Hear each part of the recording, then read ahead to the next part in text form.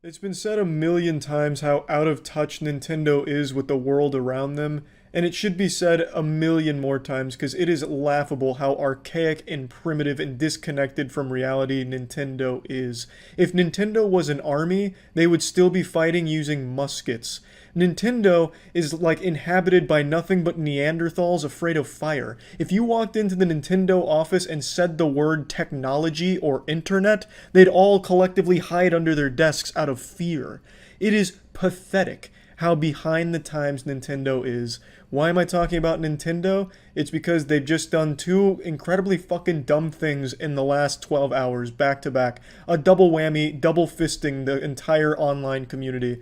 The first thing they did is start striking Twitch streamers for playing their Hyrule Warriors Age of Calamity game on stream a little early. And the reason they're playing the game early is because it came out in their area. Nintendo doesn't understand that time zones exist. They think everything is Nintendo time, baby. So the game is legally out in Australia and other parts of the world, so they just started streaming the game, but Nintendo doesn't fucking know that, so they think they've pirated the game, so they struck their channel down as a result. If you told Nintendo that other places have different time than what they see on the clock in their office, they'd call you a liar, heretic, flat earth, conspiracy theorist, all kinds of crazy shit, because it looks like they don't understand how fucking time zones work. That's how delusional Nintendo is.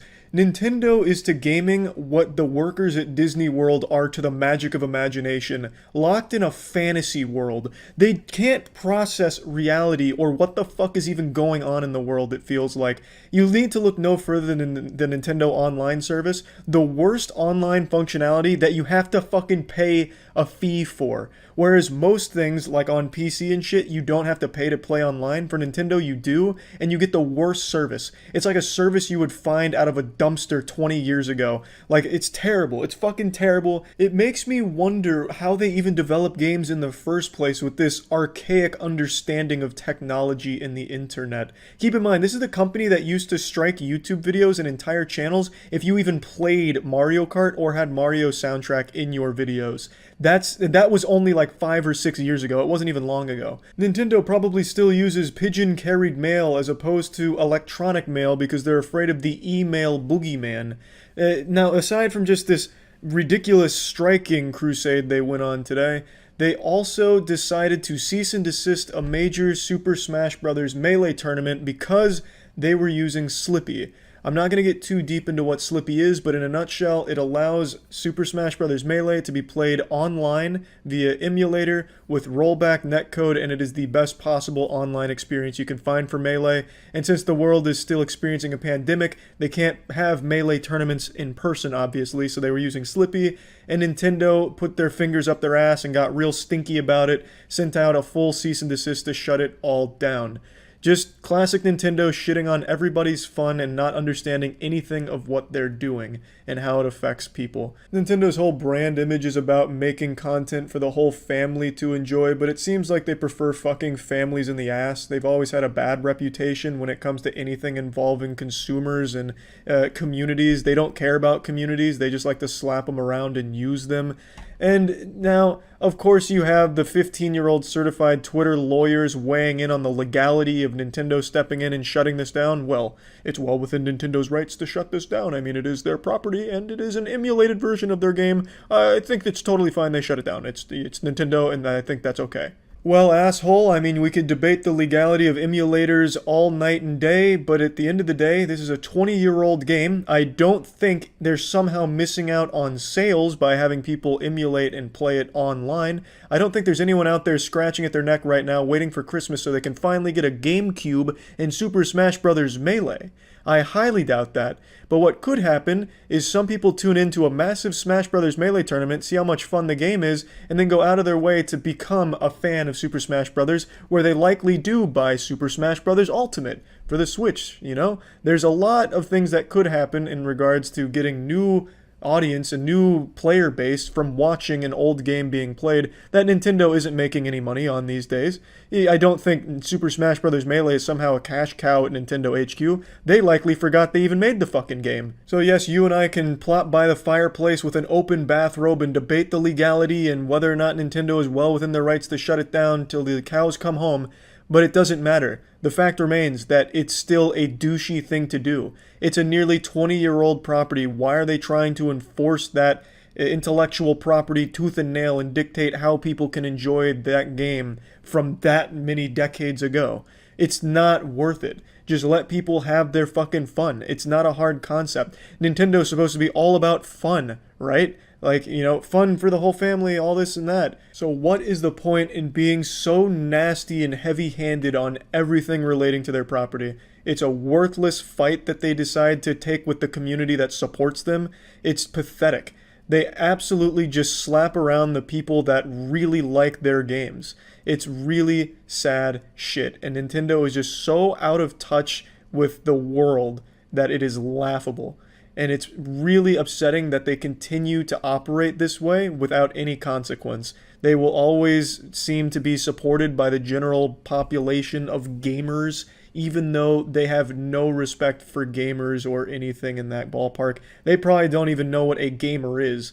I wouldn't be surprised if Nintendo's under the assumption that they're making pharmaceutical products or something. I really don't understand how the fuck they even make games with this basic level of understanding of the internet. It blows my fucking mind. It really does. They are so incredibly out of touch. And there's a hashtag floating around for Melee right now, which is hashtag free Melee, hoping that Nintendo will see it and retract their decision to shut this big event down. Hopefully it works, but I can tell you right now, Nintendo doesn't know what Twitter is. Nintendo's Twitter account is run by one guy in their basement that they don't even pay. And he said, let's just make a Twitter account. And they said, fuck you, just do whatever, stay in that basement. They don't know what that is. They probably won't see it. Would love to be proven wrong. Hopefully Free Melee does something, but I just wanted to vent about Nintendo. That's about it. So yeah. I want to start by addressing the greasy elephant in the room. My hair is not wet from a shower. In fact, quite the opposite. Hygiene is a thing of the past in Tampa right now. This is just thick, caked-on layers of grease and filth.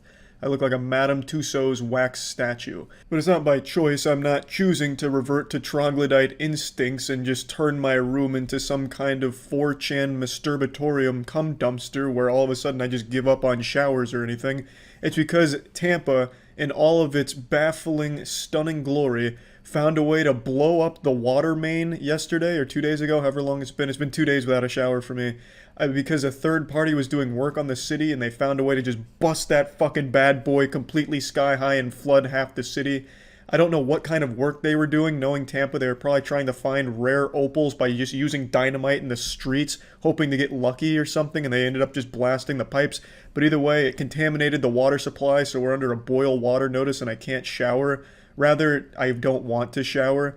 The city says the city will have you believe the water is safe to bathe in, just not consume. And now I'm going full conspiracy theory fucking Redditor here, and I'm starting to question the truthfulness of that kind of statement, because if the water's safe to bathe but not consume, how safe is it really? And I'm a hypochondriac already, so I just don't want to take the chance.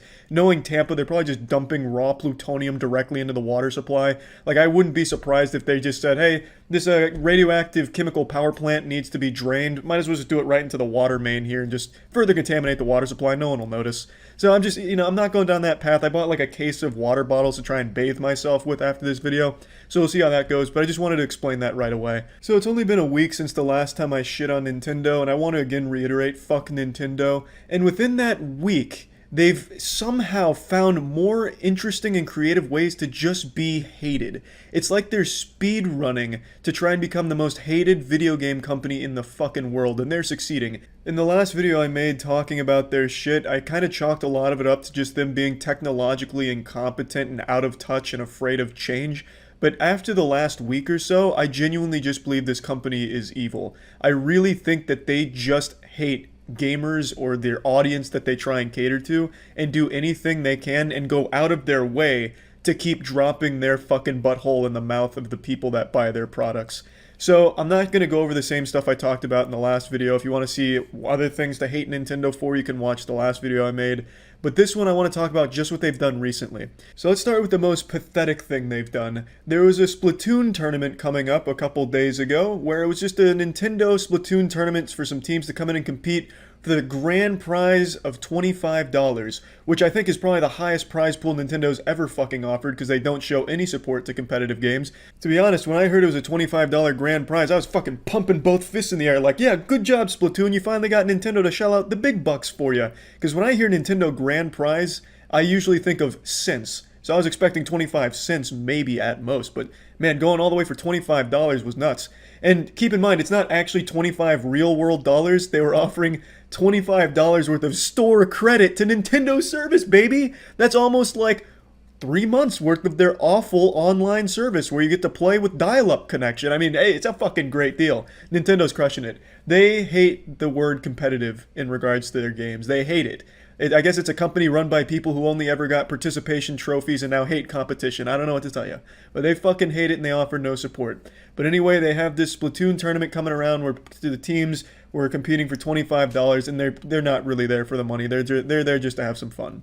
And anyway, 4 of the 8 teams that were competing, I think it was 4, had Save Melee, or some way of showing support for the Melee scene. Now just to bring you up to speed on the lore, Nintendo recently shut down a massive Super Smash Bros. Melee tournament just because they didn't like it was being played on an emulator. It was really petty garbage, a bunch of bullshit, and the Splatoon community wanted to show solidarity with the Melee community, so they just made some variation of Save Melee or Free Melee as their team name, and Nintendo responded by shutting the entire fucking Splatoon tournament down. That's a bit of an exaggeration, but they revoked all live streaming rights of the tournament, basically just killing it from the get-go. And the Splatoon community then went to a different tournament with a $1,500 grand prize pool, which absolutely annihilates Nintendo's official one. So it worked out for the Splatoon community, but it just shows Nintendo's willingness to spit in the face of the people that love their games so much. Nintendo fucking hates gamers, I think it's safe to say at this point. They genuinely do everything they can to go out of their way to shit on the fun. And also, even more laughably, one of the Splatoon Opens, the grand prize of $25 wasn't even awarded to the team that won it. Here's a tweet from the team that won. They never even got their $25 gift card. Nintendo is such a piece of shit. Nintendo is so unbelievably heinous in all of their decisions, and I genuinely think they do it maliciously. I don't think it's incompetence. I really think they just have a hatred for the people that buy their products. They can't even be bothered to squeak out a $25 gift card for a team that loves their game that much and competes in tournaments. Like, that's so fucking bad. But it doesn't stop there for Nintendo. Their appetite was ravenous and they weren't satiated yet. They were thirsty, and the only thing that would quench their thirst were more Nintendo fans' tears in their glass. So the next thing Nintendo did is they set their sights and put the crosshairs on one man making custom Joy-Con controllers that were made to honor Etika. Etika was a YouTuber and a streamer and a huge fan of Nintendo IPs, and a man named Captain Alex was making Joy-Con controllers to honor him. And of course, Etika had the Joy-Con boys, so the controllers were outfitted with Joy-Con boys on the controller, and the money that was being made from those was going into charity. And of course, Nintendo, being the greedy, soulless corporation that it is, they sent a cease and desist shutting down production. Nintendo and cease and desist go together like cereal and milk, peanut butter and jelly. They just fit together so nicely. It's used so often. Nintendo and cease and desist are pretty much synonymous at this point. Like, from now on, if you get a cease and desist, you can just call it getting Nintendo'd by this point. They cease and desist anybody. They would send a cease and desist letter to a 4-year-old that did a crayon drawing of Super Mario if it didn't properly represent their IP.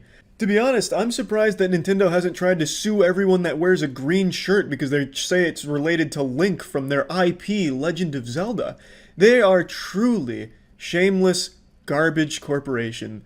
They are the anti-fun video game developer. And I bet you're thinking, Charlie, well, that's gotta be it, right? And you'd be wrong. They have gone on a complete rampage in only like 5 or 6 days. Today, they shut down the soundtrack for Super Mario, Zelda, and Mario Kart Wii. You can no longer hear the soundtrack on YouTube. They've blocked all of it, or at least most of it, and they're going to continue to do so. It is now forbidden music, because it's Nintendo's music. There's a few more things I was reading about in regards to how they would strong arm Twitch into not allowing certain things to be broadcast, but I feel like a lot of those aren't 100% confirmed, so I'm not going to touch on it, and I don't even need to. I think it's pretty clear Nintendo doesn't care for the people that buy their games. In fact, I go a step further and say that they genuinely fucking hate them. I don't think that's a stretch to say. I really don't. They have to go out of their way to find these things that they're shutting down and cease and desisting. They have to genuinely be scouting the entire internet to look for people to shit on. It's crazy. Now, I've already started my protest of Nintendo. I didn't buy Age of Hyrule Calamity, Chlamydia Warriors, whatever the fuck it was called. I already forgot. The Age of Hyrule Warriors Calamity, whatever. Because fuck Nintendo. I've never seen a company be so open with how much they don't like the communities that play their games. It's wild.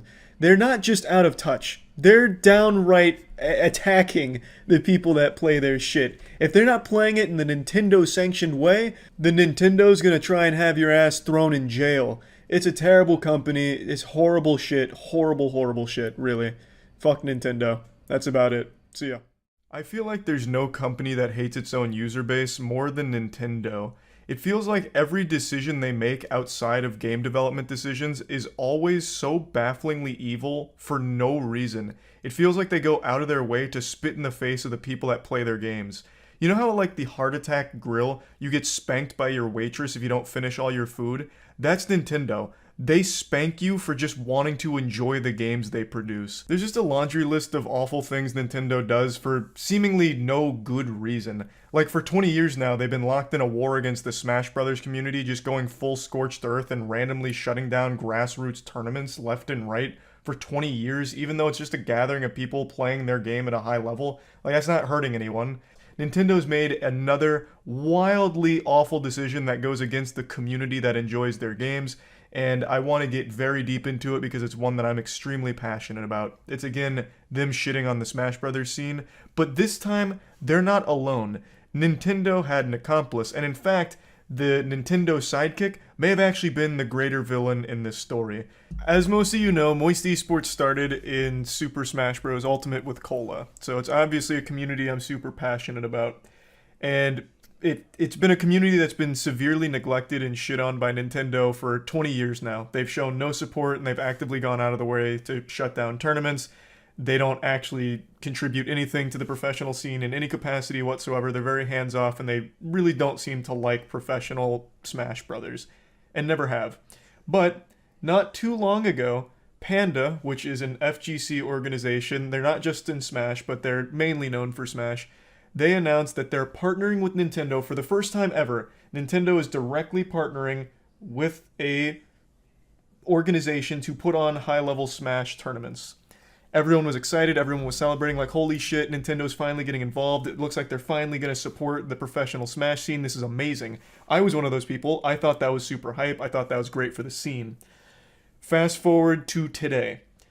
There is something called the Smash World Tour, which is a labor of love put on by the community, mainly VGBC, Video Game Boot Camp, and it's reaching its conclusion. The Smash World Tour is by far the biggest Smash tournament that has ever happened, like circuit-wise. So the Smash World Tour is what people have been competing for an entire year. It's about to wrap up, and right before Thanksgiving, the day before Thanksgiving, VGBC gets a notice from Nintendo that they have to shut it all down. They get a cease and desist. A classic Nintendo maneuver. They basically invented cease and desist. They would cease and desist a fucking 4-year-old's birthday party if you had a Mario plushie there. They are ruthless. So at the very end, our players, for example, already had flights ready for Smash World Tour here. Like, everyone was fully in. Like, everyone thought it was still happening. Everyone on the organizer side also thought so as well, until the day before Thanksgiving, they said, nope, no siree. Because Nintendo refuses to allow, like, grassroots tournaments or anything like that. Yet, this came out from VGBC, where it is revealed that the Smash World Tour did have the nod from Nintendo. While they didn't officially license it or get behind it in official capacity, they were in direct communication the entire time with Smash World Tour. They were talking directly to Nintendo. They had their blessing, albeit not a fully licensed blessing, but they had their permission to run that while they also ran the Panda Cup, which is their official one in conjunction with Panda.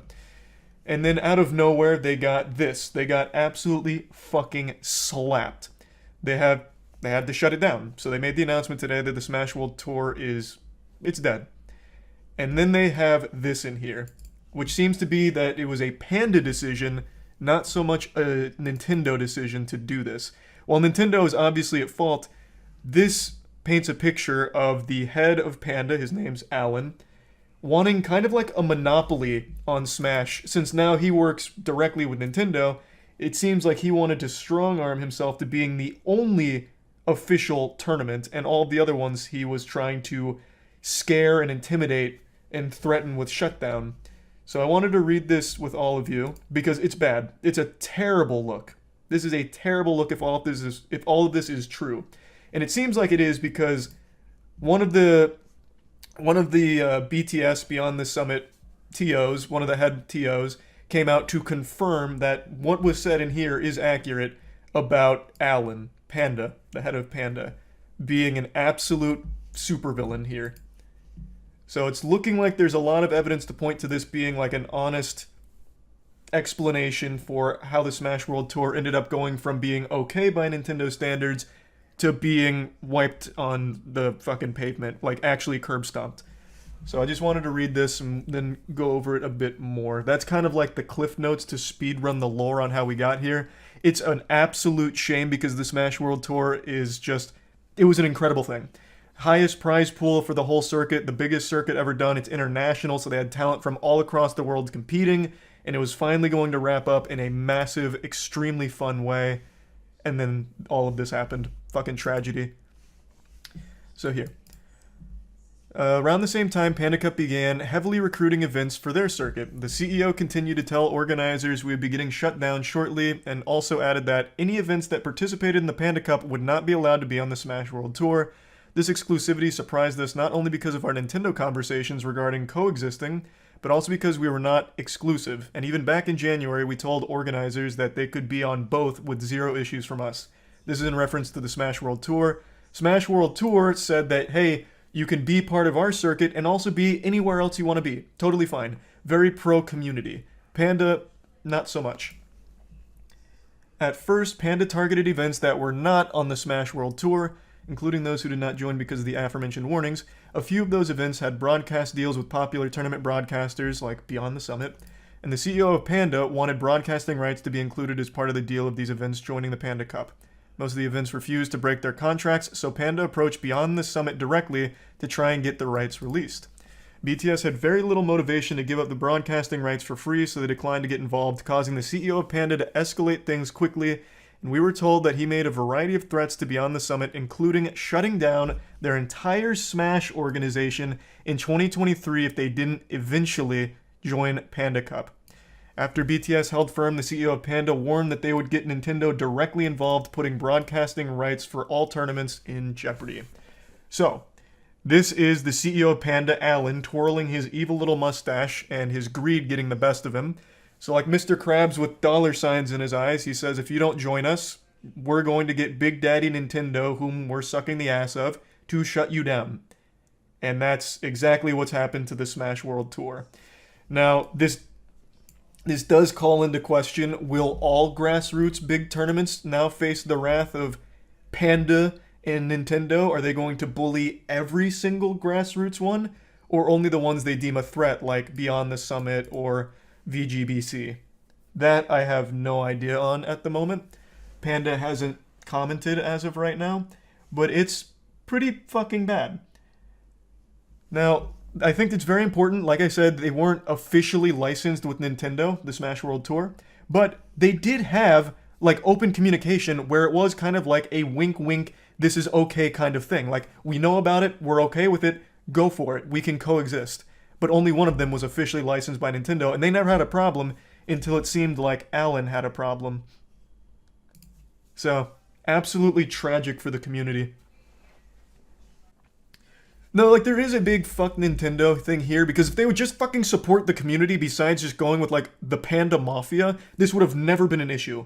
This would have legitimately never been an issue to begin with. But because they're so deeply in bed with Panda now, I guess Alan's whispering in their ear about like his competition that he's not happy with. At least that's how it reads. And he's made threats, which again have been confirmed over here, even outside of this document. This is a totally different organization. This is BTS that's confirming the same things that VGBC stated. So it seems like he just went on a bit of a rampage. Now I think there is also, I've seen this theory tossed around. I think there also is a reality where the CEO of Panda tried to puff out his chest and, flex on the community that now Nintendo's backing them, so trying to scare Beyond the Summit. But Nintendo never listened to him, didn't take him seriously, maybe viewed him as a clown. But he was so bad to work with that maybe Nintendo just got soured on the whole experience of being in the pro scene, that they're shutting everything down, and once they're done with the contract with Panda for their Panda Cup, maybe they never touch it again. I think that's also a very real possibility where Alan didn't influence their decision to shut everything down by telling them to. He influenced it by just being miserable to work with. So they were like, fuck this, we're just gonna shut everything down and go nuclear. I think that's also possible. So we're boycotting the Panda tournament?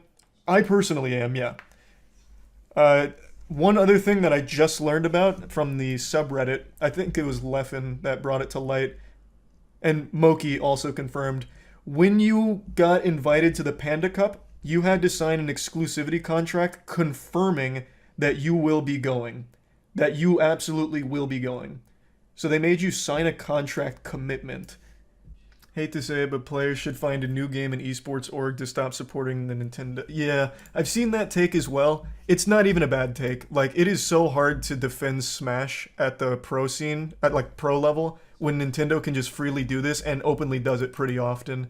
And now you have like an inside man here at Panda, Alan, who is actively going against the community as well. Like, it's just a fucking mess. Does this mean light is dropped? What? No, we're not dropping any of our players or anything. What? No. What this means is our players that were going to the Smash World Tour Championship are no longer, because it doesn't fucking exist now. Nintendo and Panda shut it down. Now, like I said, Panda still hasn't made a statement. Alan hasn't said anything. Maybe they have a different view of these events, but it's been confirmed by two very reputable sources. And I did have a call with VGBC, like everyone on board, as well as SmashCon, that also echoed these same things about Panda in particular and how this all happened with the Smash World Tour. So I did know this was coming at some point today. I just didn't know it was this bad. The only tournaments are Panda and you're boycotting. How will you keep the Smash players signed? Well, it's not just me, man. No one wants, like, assuming all of this is true, which again, there's a lot of evidence to point to it being accurate, no one's going to want to compete for Panda. And like I said, since we still don't know if this means they're going to shut down all grassroots competition, it seems unlikely they would. There'll still be other tournaments, but there's not another tournament with the same level of competition that the Smash World Tour offered. So it's still a huge blow regardless. And since everyone already had their flights and everything booked, it's a massive fucking financial burden as well for players. Of course, Moist Esports paid for all of that, so luckily that doesn't affect our players personally, but not every player in Smash is signed. In fact, most of them aren't. So they probably just lost a ton of money booking all of this and now having to cancel. So you just lost a ton of money. Yeah, well, that's esports in a nutshell. Like, that is what it is. I'm just more upset about our players not being able to compete at Smash World Tour. I don't feel we know the truth yet. Like I said, we still need to hear from Panda and Alan in particular, since it seems like it's mainly Alan. We still need to hear from them. I just don't see a world where somehow every other major org had the same experience here. With Alan in particular. I don't see how that could somehow be like a smear campaign, a lie. Like, none of that really checks out, especially because there was direct communication with Nintendo the entirety of the Smash World Tour until all of a sudden they decided to cancel it out of the blue, or cease and desist it out of the blue. Think I'm being dramatic? You might want to keep listening. Like I said, that's still uncertain, but it's not impossible. There is still no telling if all of grassroots organizations will be shut down by Nintendo going forward because of this whole Panda thing or not. We don't know. But it is possible. It is very possible. because you've seen a video about 10 people getting really upset about the ice climbers, which I uploaded, and it's one of my most viewed videos. A classic video to be sure, but he's also neglecting to mention where you've also probably seen it with the salty smash moments. Salty smash moments have like fucking 60 entries now, and they're all golden. I still think Smash Rage is some of the best in all of gaming. It's so huge. It's such a massive explosion, and it's always enjoyable. So not just the ice climber moments. Salty smash moments in general, I think most people know. Now, Alan has been running Panda and also wanted this. Real quick, let's double check to see if Alan has said anything. Since, again, he is the one that's kind of named and shamed in the document. Let's see if he's come out with his side of the story, or if that's going to be a little bit longer in the oven, cooking that up. Still nothing. His most recent one is, Peach being a baller was my favorite. Talking about the Nintendo Direct Mario trailer. Any minute now, though, he might drop some heat. Canceled. Why? Well, their event is officially licensed by Nintendo. First time ever, now, by the way. on the surface, you might just think to yourself, well, okay, Nintendo licensed this one, but didn't license this one. It's Nintendo back at it again. They just don't understand the community, and they decided to go with one event, even though they should have gone with both. Now, it's not a shocker that Nintendo would cancel an event. It's happened many times in the past, usually to large public outcry that sometimes overturns their decision. But this is not as simple as... Wait, when has that ever happened? When they canceled Big House, there was a massive uproar, and I don't think they ever overturned that, did they? Wait, when has Nintendo ever overturned their decision in the history? Evo 2013 is the last time they overturned their decision. Almost 10 years ago? Holy shit. I'm just surprised it's ever happened even once. And the way it's worked for 20 years is that we have kind of just run tournaments and done our own thing and got no help from Nintendo. And Nintendo makes games and movies with Chris Pratt and does their own thing, and we don't mix. That's not true. They mix sometimes, but always negatively. They will usually just step in and say, don't do that. We're shutting you down right before it starts. Like, instead of shutting something down at the inception of it, they wait till it's about to happen. It seems so mean, like almost done on purpose. Like, they will wait for like the week before the event is supposed to happen and be like, actually, we changed our mind. You guys can suck our fucking nuts on it. Shut it down. No, really, shut it down. But recently, Nintendo has been getting into the habit of approving events, licensing events, like the Panda Cup. Now, people were a little nervous about that because they thought, well, okay, maybe this is a bad thing because if they're licensing events, what will happen to the events that aren't licensed? Are those events going to suddenly get canceled? No, we thought back in the day when we were young and naive. True. I am guilty of that as well. I really thought so. Yes. Any event that's not licensed by Nintendo might just get outright canceled. Well, apparently, what was happening is Alan, the CEO and co-founder of Panda, was going around to different tournaments that were meant to be a part of the circuit, different regional organizers, and saying, hey, just so you guys know, you guys are organizing an event, and it's supposed to be part of the Smash World Tour.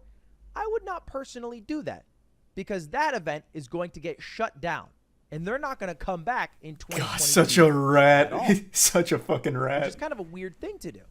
And those Nintendo directs or execs reminded them that Nintendo is not shutting down anything unless it infringes on IP with game mods, and that for those that are unaware, that was the main reason they shut down Big House, because it's Slippy. Slippy is a mod on an emulator, and they were very upset about that. It's to play Melee on an emulator, so that way it's like actual great netcode with rollback. Nintendo wasn't having it, so they shut it down and blamed game mods. But in this case, it's just playing the actual fucking game.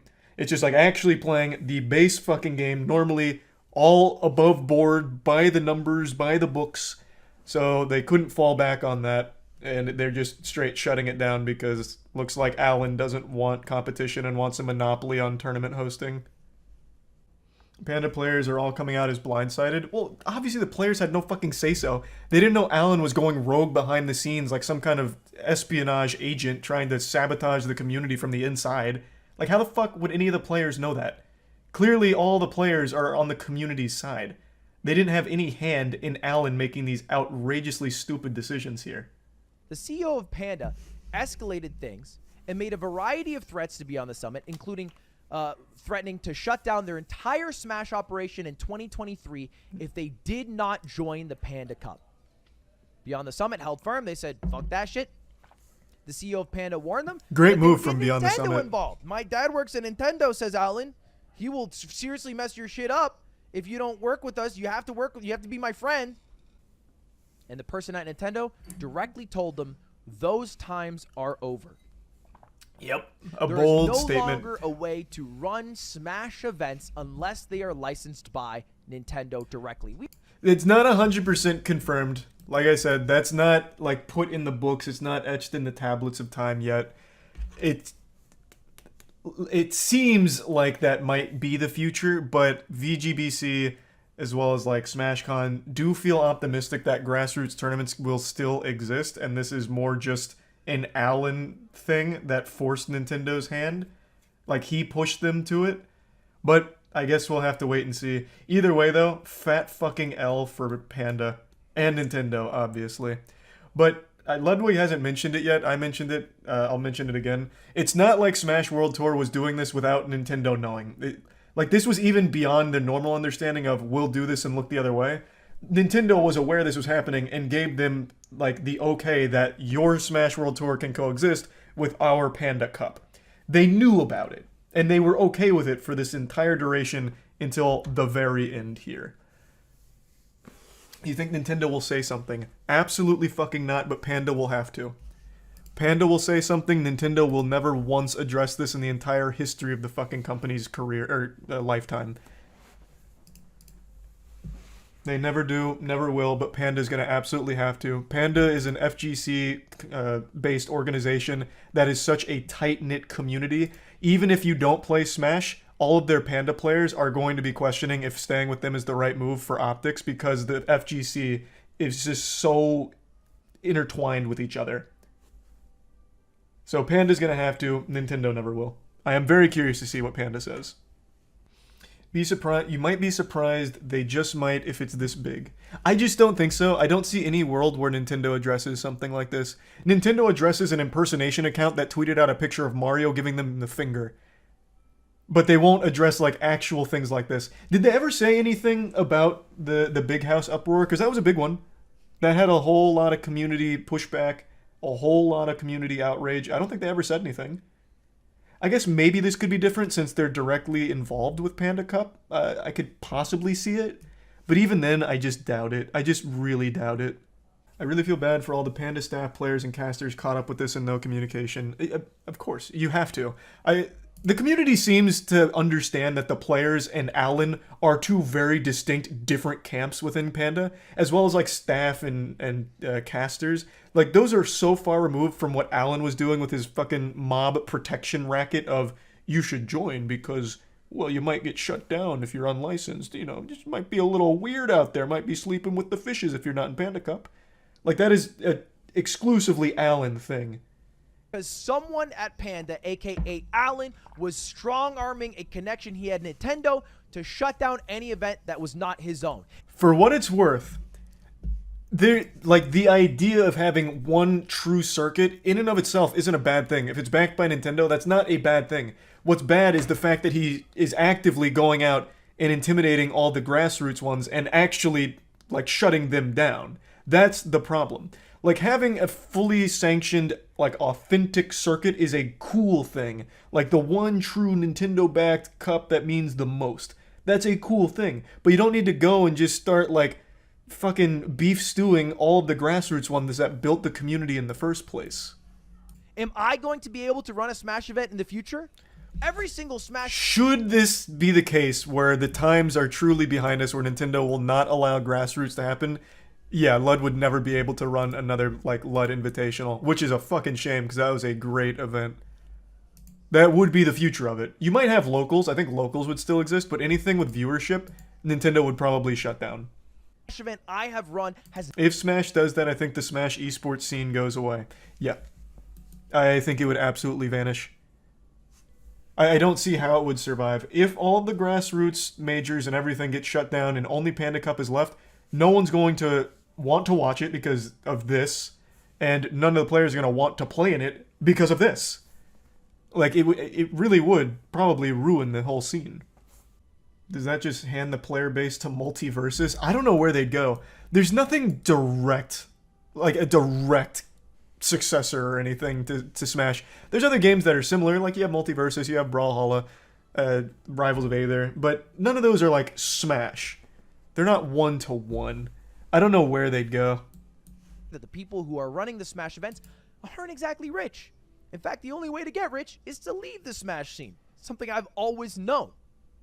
That is so fucking there's true. Been a few people who have spoken out. Yeah, that is so. In esports, it is well known amongst most of the orgs that going into the FGC is just like financial hemorrhaging.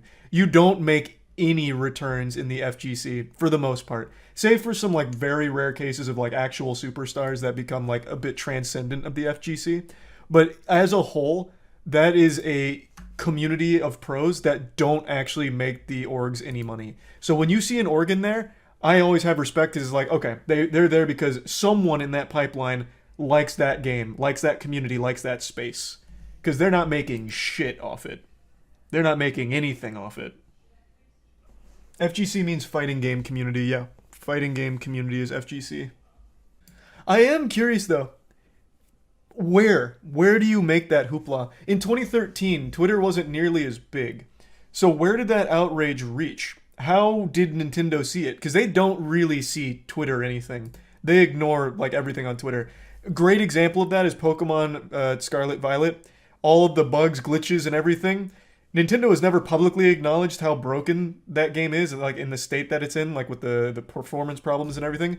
But they are issuing refunds because they know it, but they're not addressing it. So where do you get their attention to make them actually address it? Does it have to be Twitter, or do they have like something else? I really don't know. And in 2013, I don't think it was Twitter. It had to be like Facebook or something. It had to have just gone like crazy on Facebook. Got to be actual news outlets. Yeah, but I don't think, especially not in 2013. I highly doubt fucking New York Times or Wall Street Journal was writing about Smash Brothers at EVO. So I don't think it was actual news outlets. It was a breast cancer charity, and we donated $100K in total. So was it the amount of money the Smash community was able to raise to get like the attention of Nintendo? Is that what it was? Not so much the like outrage, just more so here's how passionate we are and here's what we're doing to show it that got their attention? You talk like 2013 was the Stone Ages. It was super different. Like it really was. 2013 internet was a completely different landscape than what it currently is. And it's not even close. Because like I said, I don't feel Nintendo actually looks at anything that's on Twitter or anything about their brand anywhere. Like, I don't know how you'd even get their attention. You'd need Alan. You need Alan to have a change of heart and be like, guys, I fucked up. Hey, this is on me. This was a stupid decision. I fucked up. Can you please let Smash World Tour happen again? This was fucking dumb, and I may have just sank my whole company. Just toss me a goddamn bone, please. Like, you'd need someone on, like, the actual inside of Nintendo here to try and, like, lobby for it. Need the Phantom Thieves, bro. True. Without Smash, there would be no MOISTCR1TIKAL. Full stop. It is a community I'm very passionate about, so I also hope we can salvage this situation. What about Rocket League? No, I'm saying like if Smash didn't exist, like the Smash Pro scene didn't exist as the grassroots organizations it's always been, there would have been no MOISTCR1TIKAL. I'm not saying like if this all goes through, I'm shutting down MOISTCR1TIKAL. I'm saying it wouldn't exist had this decision been made like 2 years ago. Yeah, fucking awful situation though, man.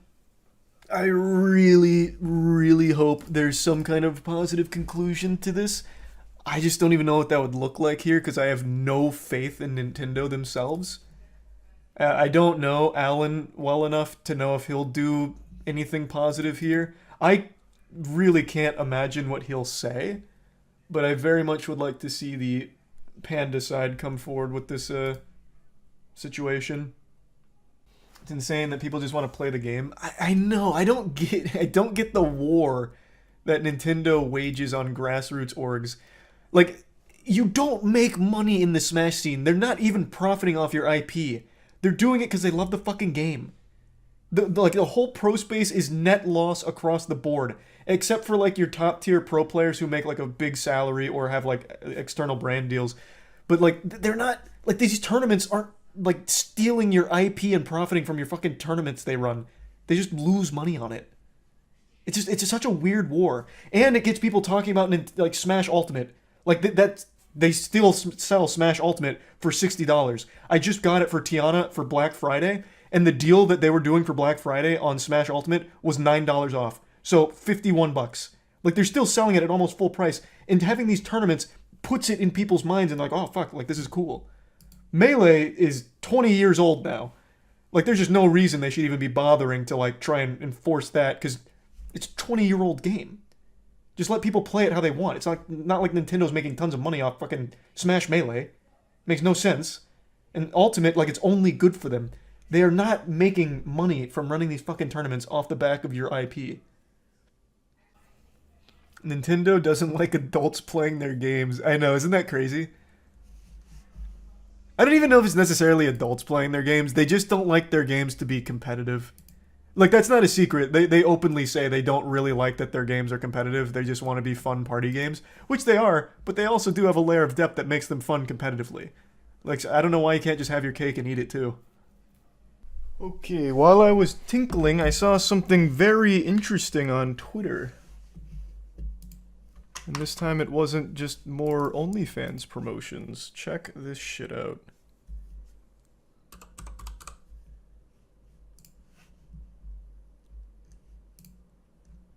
Now, it comes from a source I legitimately couldn't have less faith in being reliable, but this is still something worth noting. So, according to Kotaku, they said after giving the same deep consideration we apply to any potential partner, this is a spokesperson for Nintendo, which I don't think that exists to begin with, but I digress. We were unable to come to an agreement with Smash World Tour for a full circuit in 2023. Nintendo did not request any changes to or cancellation of remaining events in 2022, including the 2022 championship event, considering the negative impact on the players who are already planning to participate. So they are claiming, the spokesperson that is, that Nintendo did not cancel Smash World Tour. I don't really know if I believe that, though. Would that then mean it was somehow all Alan who then told the Nintendo rep that isn't this guy to tell Smash World Tour to cancel it, and Nintendo themselves had no clue? I don't really know what this means. This is Kotaku.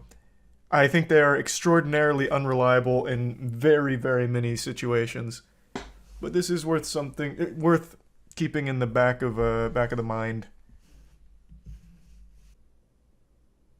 I would be far more inclined to trust the Smash World Tour statement since they'd been in direct contact with Nintendo for so long. And this is a Kotaku source, nameless spokesperson. I guess in like the most generous of interpretations of this information, what could be happening is Nintendo backpedaling and like, no, we didn't want them to cancel it. They can still do it for sure, please. That's possible, I guess, but I even find that much to be unlikely. What's going to happen to the players sponsored by VG Bootcamp like AMSA? VG Bootcamp's not going away. They've lost the Smash World Tour, and also Glitch Double Down are also canceled, but it's not like that whole company is folding or anything. Like, they're not dead. I guess he thought people would think his claims have authority and never question it. I guess. I have no idea. Things a bit cranky. Do I think there'll be an apology video? No. I don't know Alan super well. My guess, though, based on this behavior, he's going to come out with something like the truth, or it's time you know what really happened, and use all kinds of deflectionary techniques to placate all of this. That's my guess. I don't think he's going to own up to it or take any responsibility or shed any real light on the situation. 2 minutes ago, A short follow-up regarding Nintendo's response. Okay, so this is fucking fresh. Here. It is about the Kotaku thing we just pulled up. Didn't expect to address this, but Nintendo's response via Kotaku has been brought to our attention, and that's what I already showed. We're unsure why they're taking this angle, especially in light of the greater statement and all that it contains. And then here's the original statement. We received this statement in writing from Nintendo shortly after our call.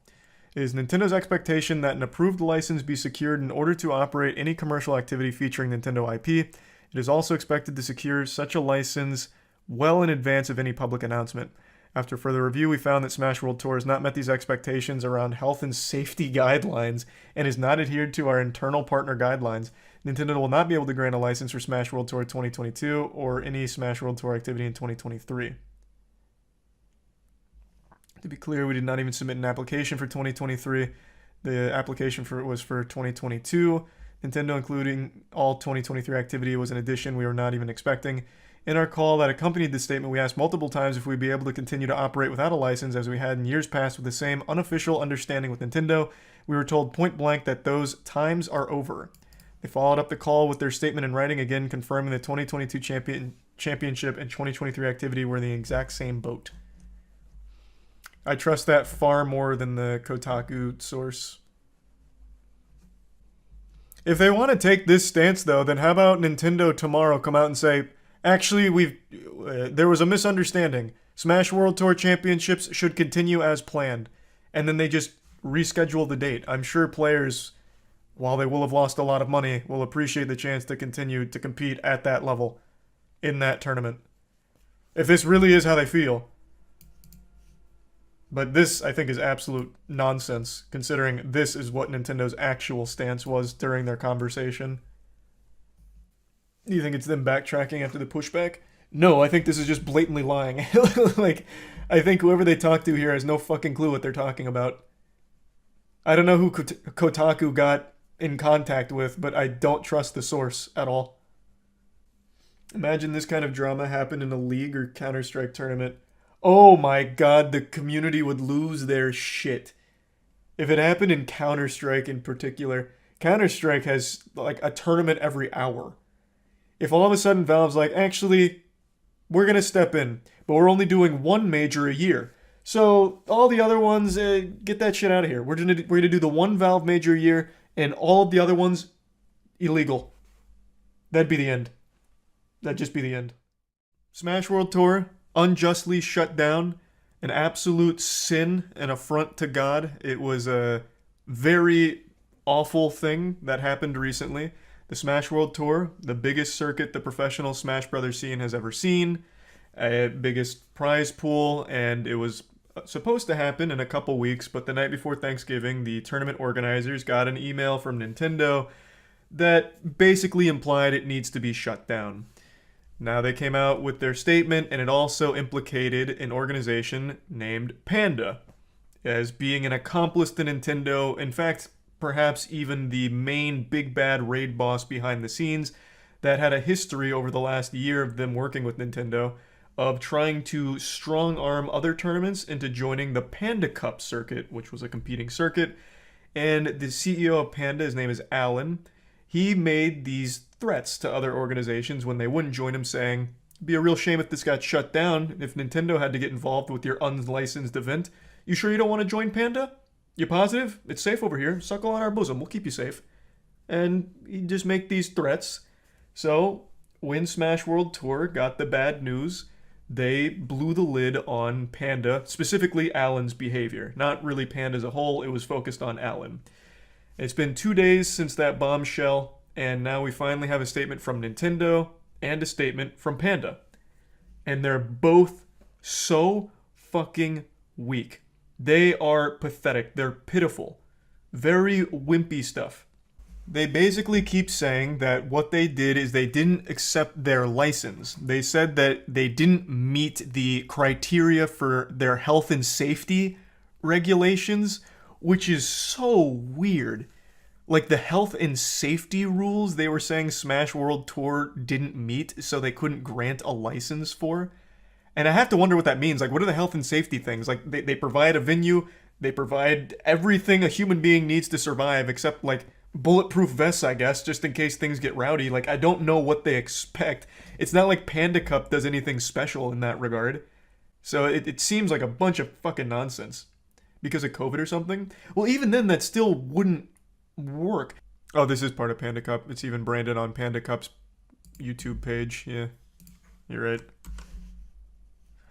Regardless, it doesn't seem like this would be the cause for the health and safety concerns about the masks. Yeah, it looks like masks aren't required. Like, Breezy wasn't wearing a mask here. So, I don't think it's like a mask thing. I don't think it's COVID protocol. It just seems like they looked for any excuse imaginable to slap Smash World Tour down or not give them the license. But yeah, they basically... So they tried to like wipe their hands of it and say, no, we're pretty innocent here. We didn't grant them a license, but we said they could still run their tournament. Which is a little misleading because since Smash World Tour was directly communicating with Nintendo, the statement was the days of unlicensed events is over. That time is over or something. That time is gone. I can't remember the exact quote.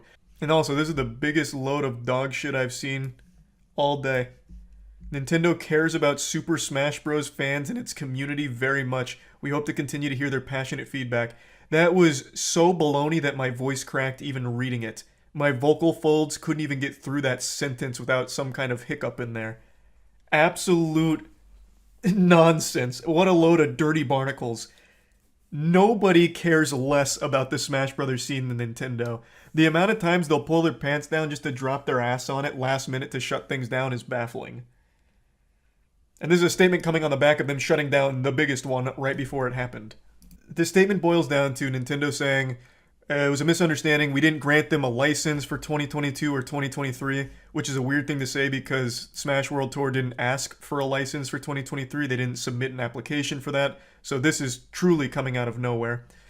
And then they said that they verbally let them know that they weren't requiring they cancel the finals because of the impact it would have on the players.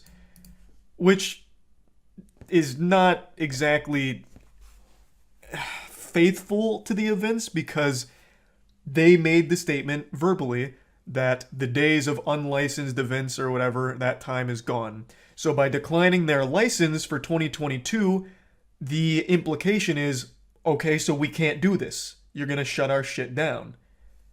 Which is how this all happened. So it's just not a very strong statement from Nintendo. It doesn't really shed light on anything other than their incompetence and inability to work with the community or clearly convey messages and information. I'd like to briefly explain this a bit deeper. So, Smash World Tour throughout the circuit was in direct communication with Nintendo and had their unofficial blessing to continue. It wasn't an official license or a partnership like that, but they had like the nod of approval to continue without intervention. It was something they were completely okay with having the Panda Cup and the Smash World Tour run at the same time. And it was all well and good until shit got stinky. The Nintendo representative they were communicating with verbally told them that the days of unlicensed events and tournaments were days that were now behind them, and then they received in writing a notice that they were not receiving a license for the Smash World Tour. Thus, connecting these two dots leads them and anyone with a brain to believe that they are being shut down, which is something Nintendo has done before with Big House, and in a pretty similar way as I understand it. So that's how Smash World Tour got axed by Nintendo. And the statement from Nintendo about what they verbally said to the tournament organizers isn't actually accurate to what was conveyed to them. They received entirely different information from the representative, and in the Smash World Tour official statement about the situation, they debunk that claim. What they say contradicts Nintendo's statement. And of course, it's a huge deal because the Smash World Tour is the biggest tournament the Smash scene has ever had, and it's going to cost the tournament organizers thousands upon thousands of dollars out of their own pockets, as well as the players that were attending. So it's just a big fucking disaster. This Panda one, it would have been better if they actually just printed a blank document with the Panda logo at the bottom. I stole that little comment there from someone down here. I don't want to scroll too far because I saw Council of Cox earlier on Twitter and now I'm a little afraid. Someone edited this, and it was just a blank page with this logo, and that was a better response. This is so trash. It is so trash. They suck their own dick. They talk about like, oh, we provide the, resources, expertise to help with a lot of majors. We're really community focused. We want to build the best community ever and the best events. And there's no greed on our side. We just want Smash to fuck ass. Like, that's what we want. And then they very briefly, very flippantly acknowledge that their CEO went full blown, like, Winter Soldier over here. In the Smash World Tour statement, there are a number of accusations leveled against Dr. Allen, the CEO of Panda. In reality, Dr. Allen, as Nintendo of America has corroborated, has been one of the more vocal supporters of the broader community and the Smash World Tour organizers in internal conversations. However, the Panda Cup team does acknowledge and regret an interaction between Dr. Allen and Beyond the Summit. That's referring to the now very public threat that Allen made against Beyond the Summit, saying if they don't give him broadcasting rights or join Panda, he might have to get Nintendo involved and shut them down. I'm paraphrasing a bit, but that was the overall message he delivered. It was posted by one of the tournament organizers from Beyond the Summit, and they're acknowledging it briefly, in which he spoke in a manner which did not reflect either guidance from Nintendo or our own standards. Panda took efforts to rectify the situation immediately, and in the second half of the year, a dedicated team made up of multiple staff members was assembled to manage Panda Cup activities and serve as a primary point of contact for event runners, removing the possibility of future miscommunications from occurring. The fact that they label that a miscommunication and not a blatant attempt at strong-arming the grassroots organization is fucked. And that's the only acknowledgement they have of this whole soap opera. This was not the only time Dr. Allen had done this. Other orgs came forward as well. Other TOs came forward. Golden Guardians also talked a little bit about Dr. Allen in another tweet, and they just kind of brush it off with no sympathy or any care whatsoever. And then they finish it with Panda Cup team has invested thousands of hours towards making sure this year's cup has been as strong an offering as we can provide, and we look forward to continuing to build alongside the communities we serve a promising future for Smash. And there's no future for Panda. So most people are abandoning ship from Panda right now. IBDW, who's one of the top 3 players in the world for Melee, is now a free agent. It seems like most Panda players are abandoning. Like, this shit is sinking. Like, this is a disaster. I don't know how this group goes forward anymore. It seems like Panda's kind of dead now from the actions of their CEO.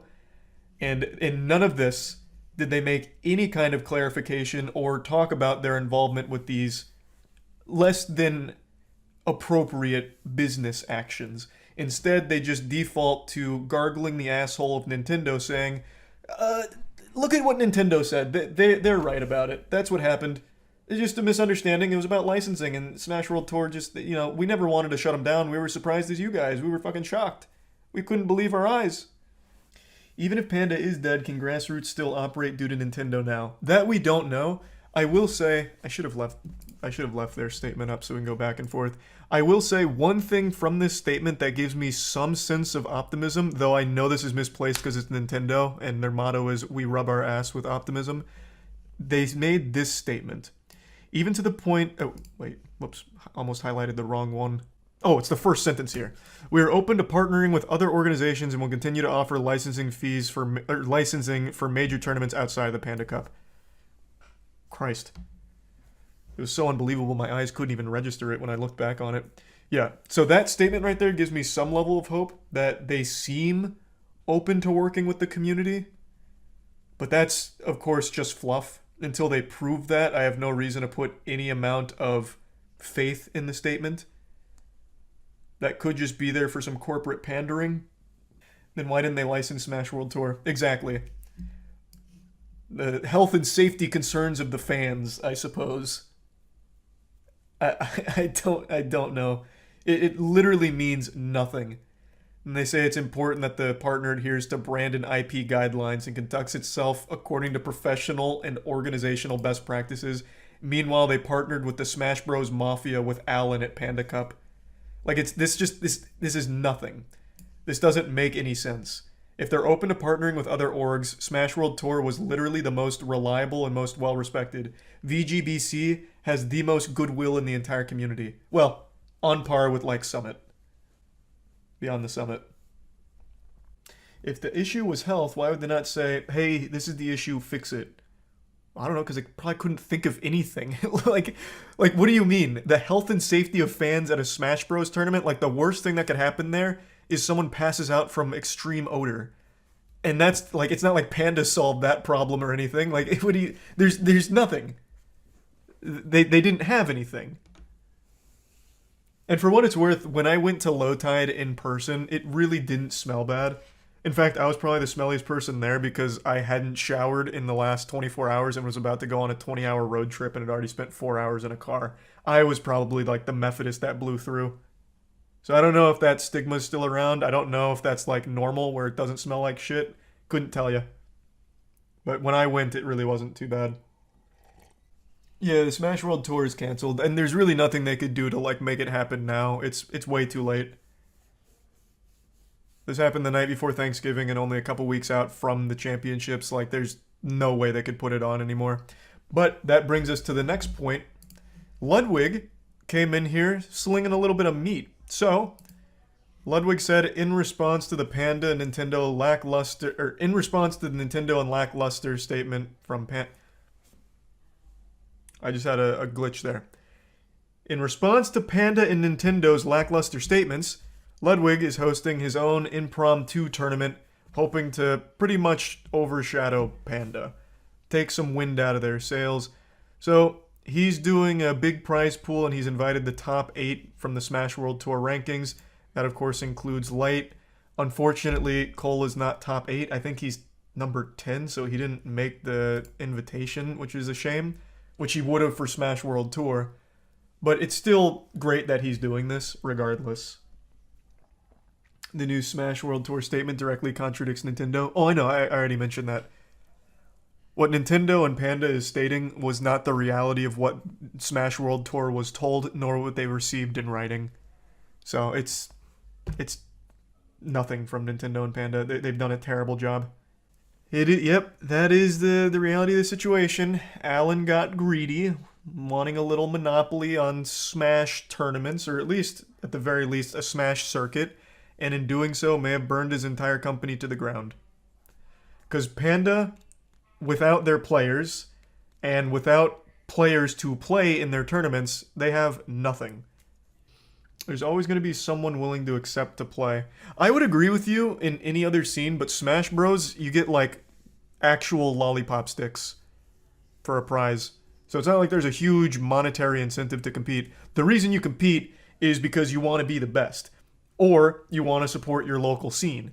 And if you don't like the org that's putting on the tournament, it's not like you have a big incentive to go there and play for fucking $15. Like, you're not going to bother if you don't like that company.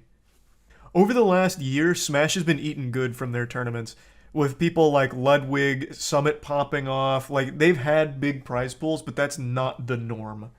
That is far from the norm. Last night at around midnight, we were blessed with another chapter in this never-ending story of drama with Nintendo, Panda, and Smash World Tour. This is, of course, a scene I'm very passionate about, since our esports organization literally started in Smash Brothers. Without Smash Brothers operating the way that it has been, there would be no MOISTCR1TIKAL, and without MOISTCR1TIKAL, the world is a worse place. So I've been following this story extremely closely, and last night we got a brand new development. Now, we had previously already had a statement from Nintendo. They dusted off their typewriter and sent in the carrier pigeons to deliver their letter, stating that the cancellation of the Smash World Tour was, I guess, a bit of a misunderstanding. They didn't give them an official license for the Smash World Tour, but apparently verbally said they're okay to continue it, even though Smash World Tour says that verbally they said the opposite, that grassroots unlicensed events aren't welcomed anymore. So very conflicting reports there. I tend to lean on the side of Smash World Tour organizers being more truthful in this situation, since it seemed Nintendo was kind of in panic mode and delivered that statement. And then we also got a statement from Panda saying the same thing as Nintendo, but then also dismissing Alan's behavior as not that big of a deal.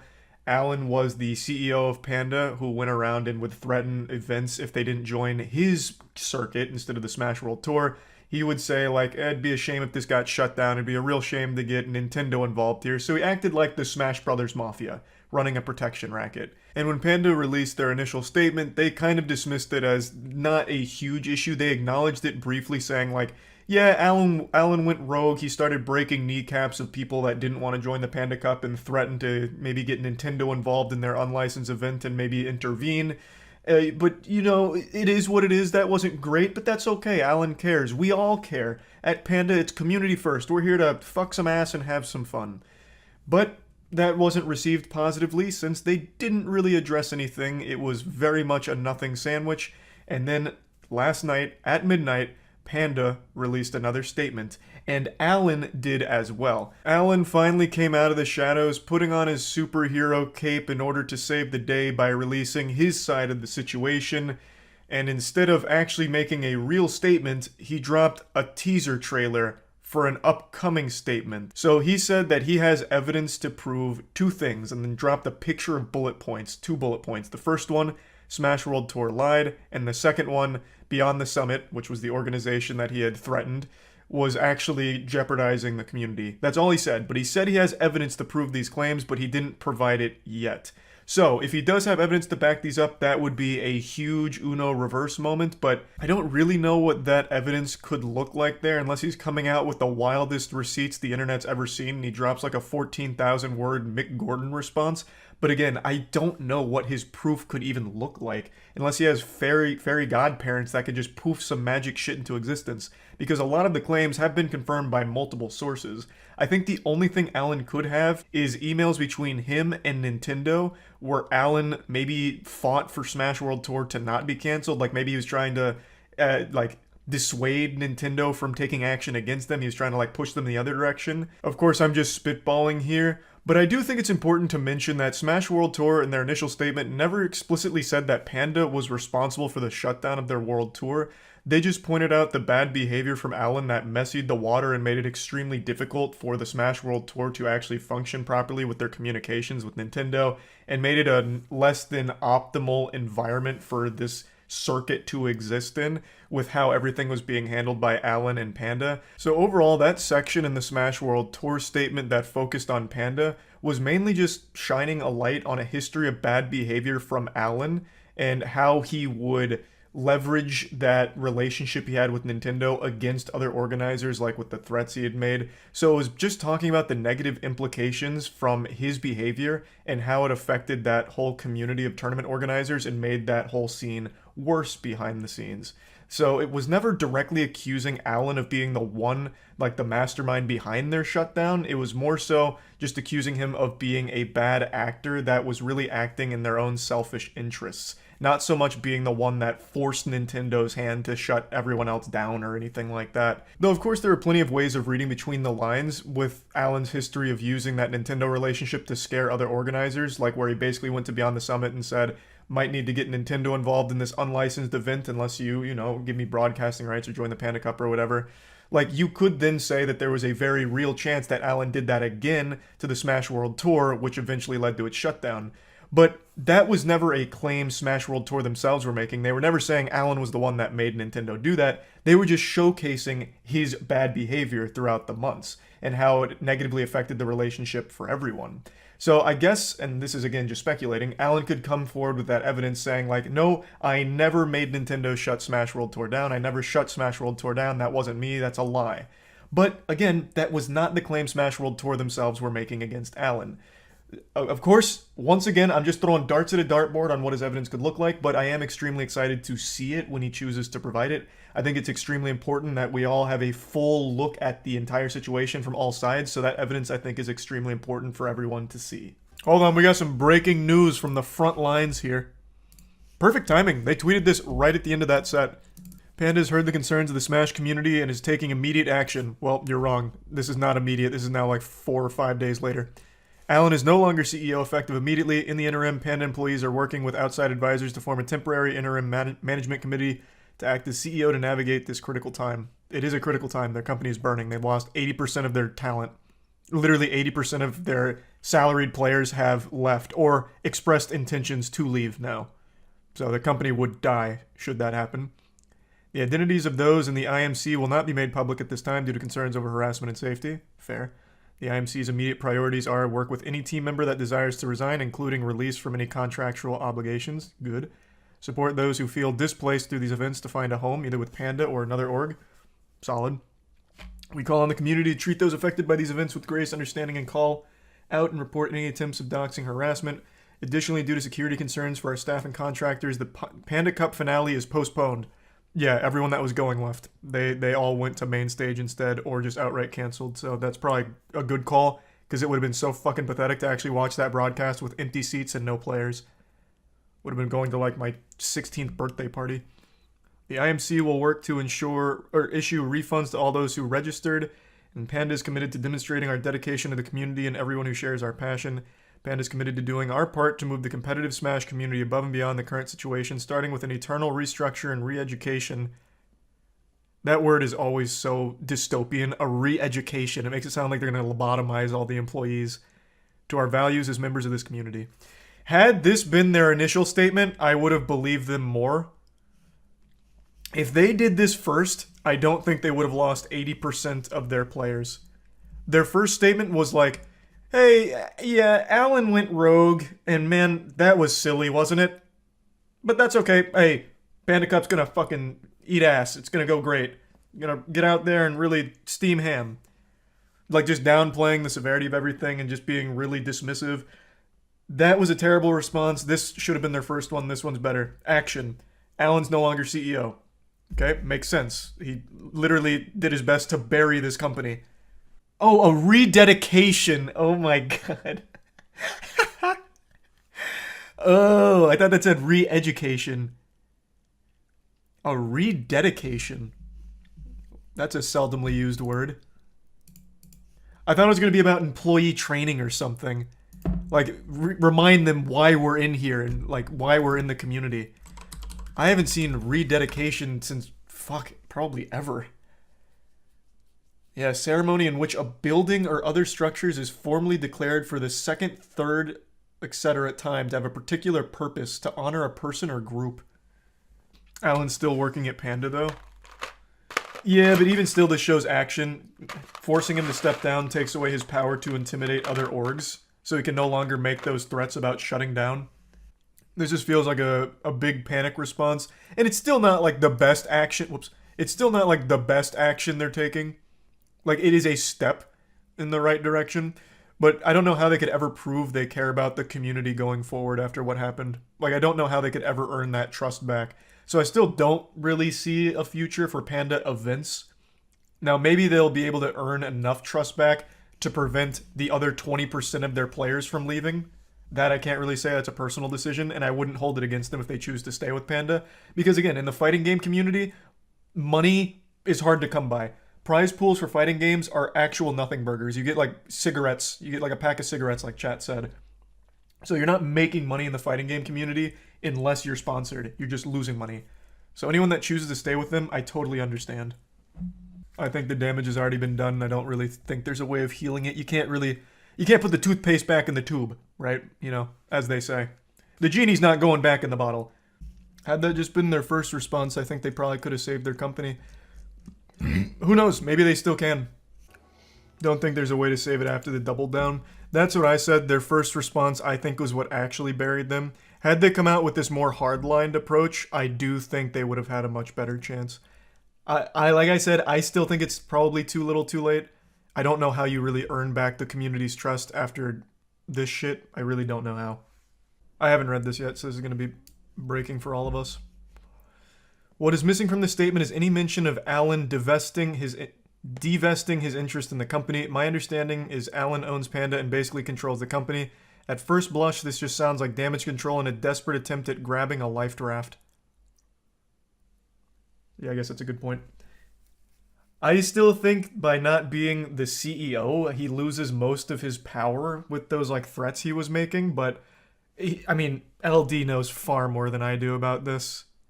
Now, for those that don't know, LD is with Beyond the Summit. He was one of the people that was directly threatened by Alan.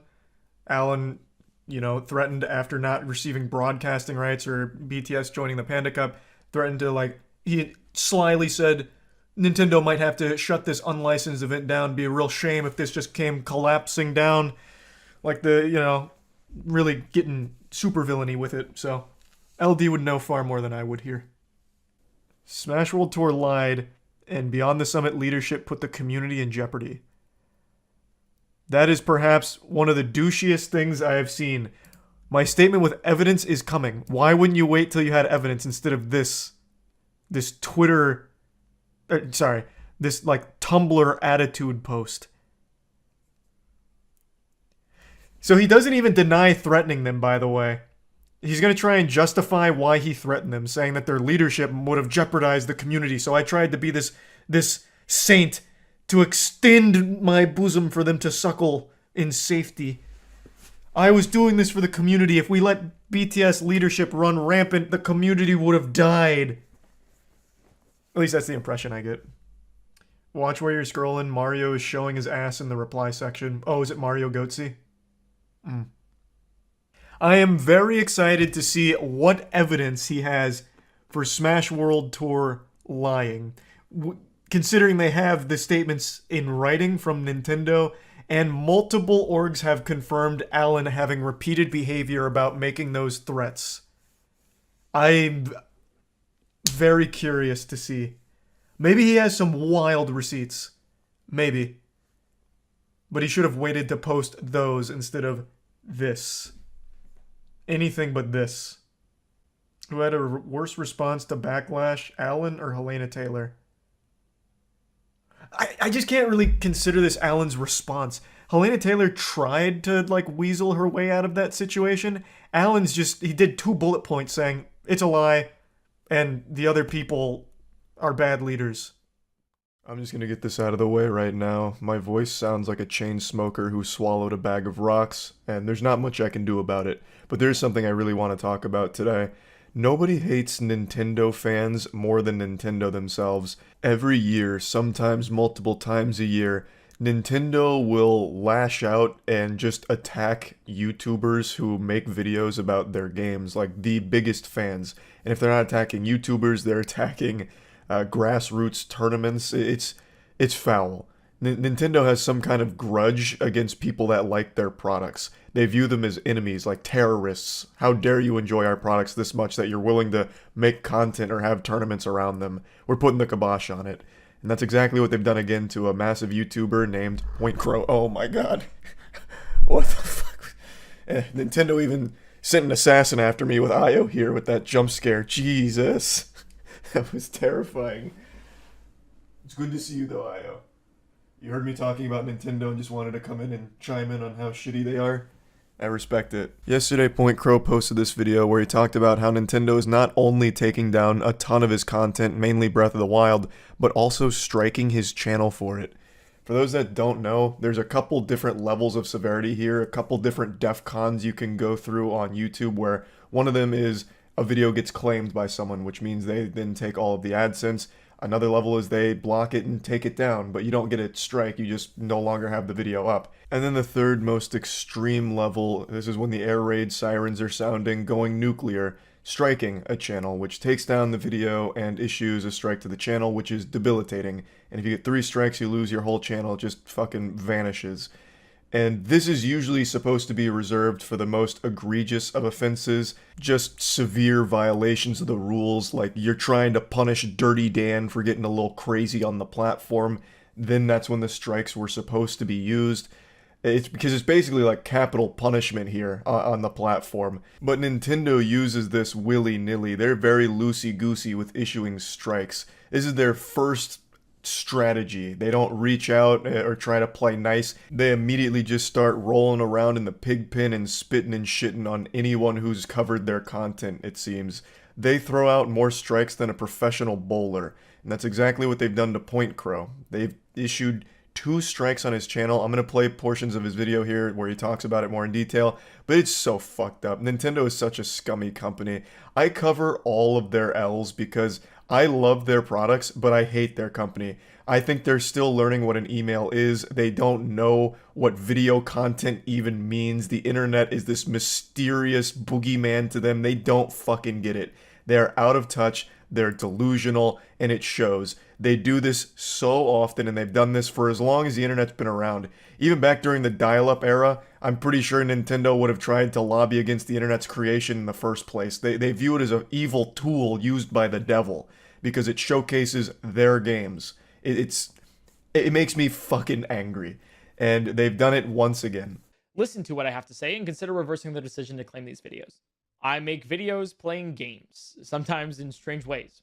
But for today, it's important for you to know that on occasion, I modify the games I play and explore what happens when the game mechanics are a little different. I have never encouraged piracy of Nintendo's games. The mods that I've commissioned are not being sold, and all of the code is custom, meaning that they are free of Nintendo assets. Point Crow explains that the purpose of the video is to hopefully get Nintendo's attention to the issue and reverse their decision. Something Nintendo's never done in the entire fucking company's history, I'm pretty sure. I don't think they've ever listened to anyone ever, not even like their own kids. Like, there is no one Nintendo listens to, and I don't think they've ever walked back a decision ever. If they even loosely heard from the community, Nintendo Online wouldn't be such an embarrassing pile of dog shit that you have to pay for, which is still just an absolute war crime to even be charging for how bad that service is. But anyway, I'd love to be wrong here and someone at Nintendo actually has internet access and watches this video and has a heart like, oh wow, yeah, maybe this was overkill. But I just don't see that happening, though I would, again, love to be pleasantly surprised. Point Crow lays out that he makes videos and does a lot of content on Nintendo games, and in some of that content he mods them. He modifies the games to be goofier, and the content is fire. So he needed to explain that when he modifies the games, he's not encouraging piracy, he's not stealing anything from Nintendo, it's all custom, and it is in line with their own content policy that they themselves published.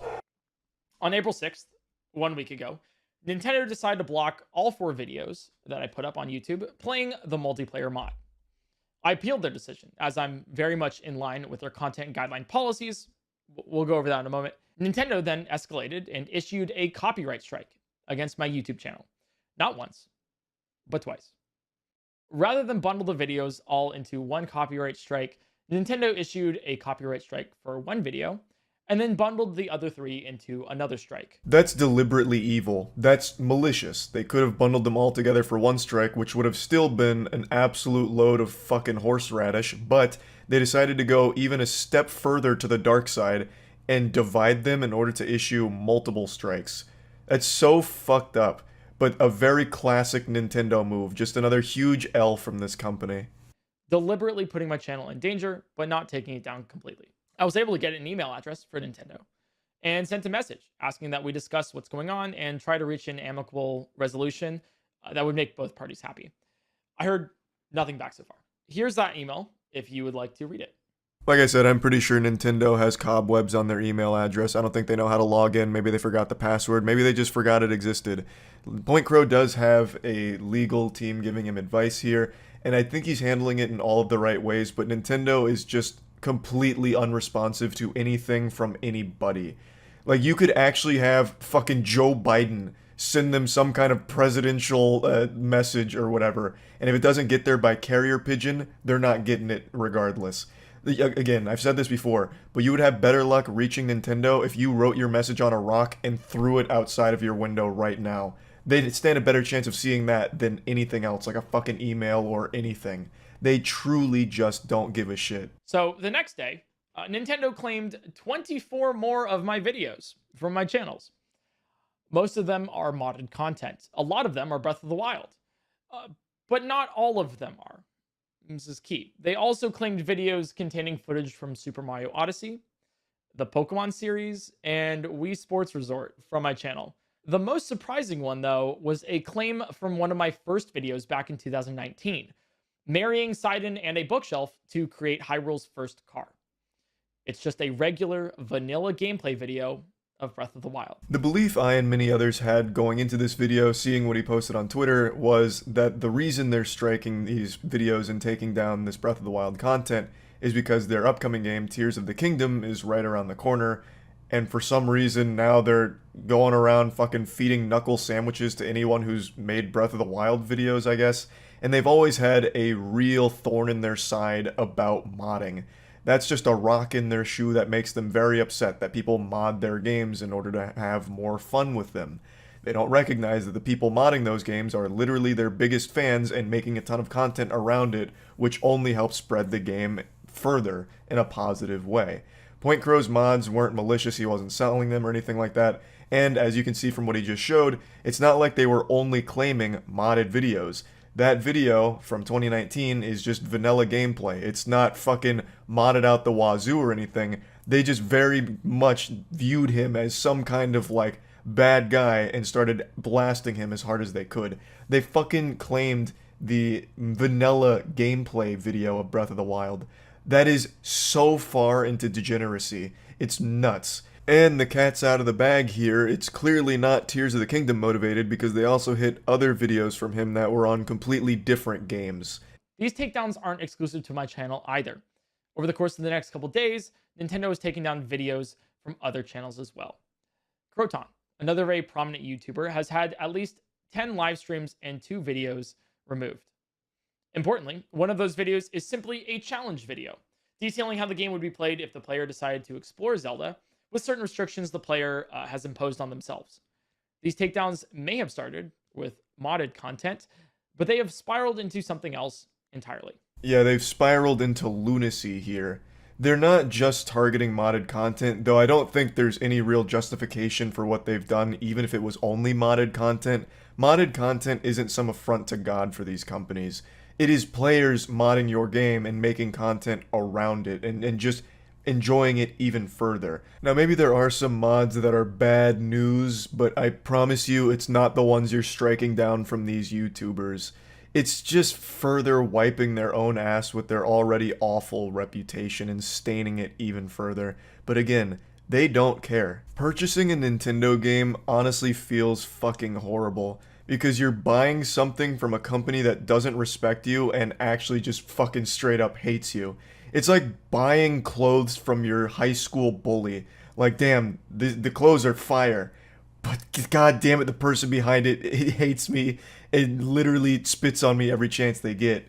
It just sucks. Like, Nintendo makes such bangers, but the company is just actual trash. So now you know what's happening. At this time, my channel has had 29 videos taken down, 2 copyright strikes, and Nintendo does not seem to be stopping the removal of videos from other creators on YouTube. They've shown that they're striking down regular gameplay videos as well. It's sporadic, and their enforcement of their copyright is incredibly uneven. The thing is, without even considering fair use, all of these videos are very clearly in line with Nintendo's own game content guidelines for online video and image sharing platforms. Nintendo is going insano style right now, absolutely purging YouTube of all types of different content out of nowhere. Like, all of it's pretty nonsensical. It's not just modded content, it's actual just normal gameplay videos, like playing Breath of the Wild with like a challenge run and shit like that. I honestly wouldn't be surprised if they start taking down speed runs or even just general walkthroughs. Like, it's absolute madness. It's chaos. And there's just no way of defending this behavior from Nintendo. Point Crow explains that all of this content fits within their own content policy, as well as, of course, being fair use. They state that they encourage creative input and commentary for content around their video games, as well as like Let's Plays, video game reviews, which it doesn't really seem like they are saying that with a smile on their face, considering they're now just taking down all of these videos that have creative input and commentary. The things that they highlight that they don't allow are the obvious things, right? Where it's just like, you know, full Nintendo trailers or all of their soundtrack and shit like that. Things that other companies also don't encourage either. You might argue that modded content is in violation of these guidelines, but historically that's not the case. The terms of service for The Legend of Zelda says you cannot modify the game, but it also says that you cannot stream it, you cannot make videos of it, and you cannot otherwise broadcast it. Nintendo's game content guidelines changes this, though, by providing a license on top of the existing terms of service, which modifies the terms of service for content creators. All of the videos that they have taken down are in compliance with their own policies. A lot of games in their terms of service actually have similar statements, such as like no making videos or streaming the game or anything like that. But like Point Crow mentions, there's extenuating circumstances. There's like an overarching branch of it where they do modify that for the content creators and content that is made around their products. Because obviously, in this day and age, any game is going to be like streamed or have videos about it. So a lot of companies encourage it, and Nintendo claims they also encourage it. They even talk about like how touched they are when people make Nintendo focused videos, which is the biggest fucking lie ever told. Like, my god, what a fucking fib. No shot.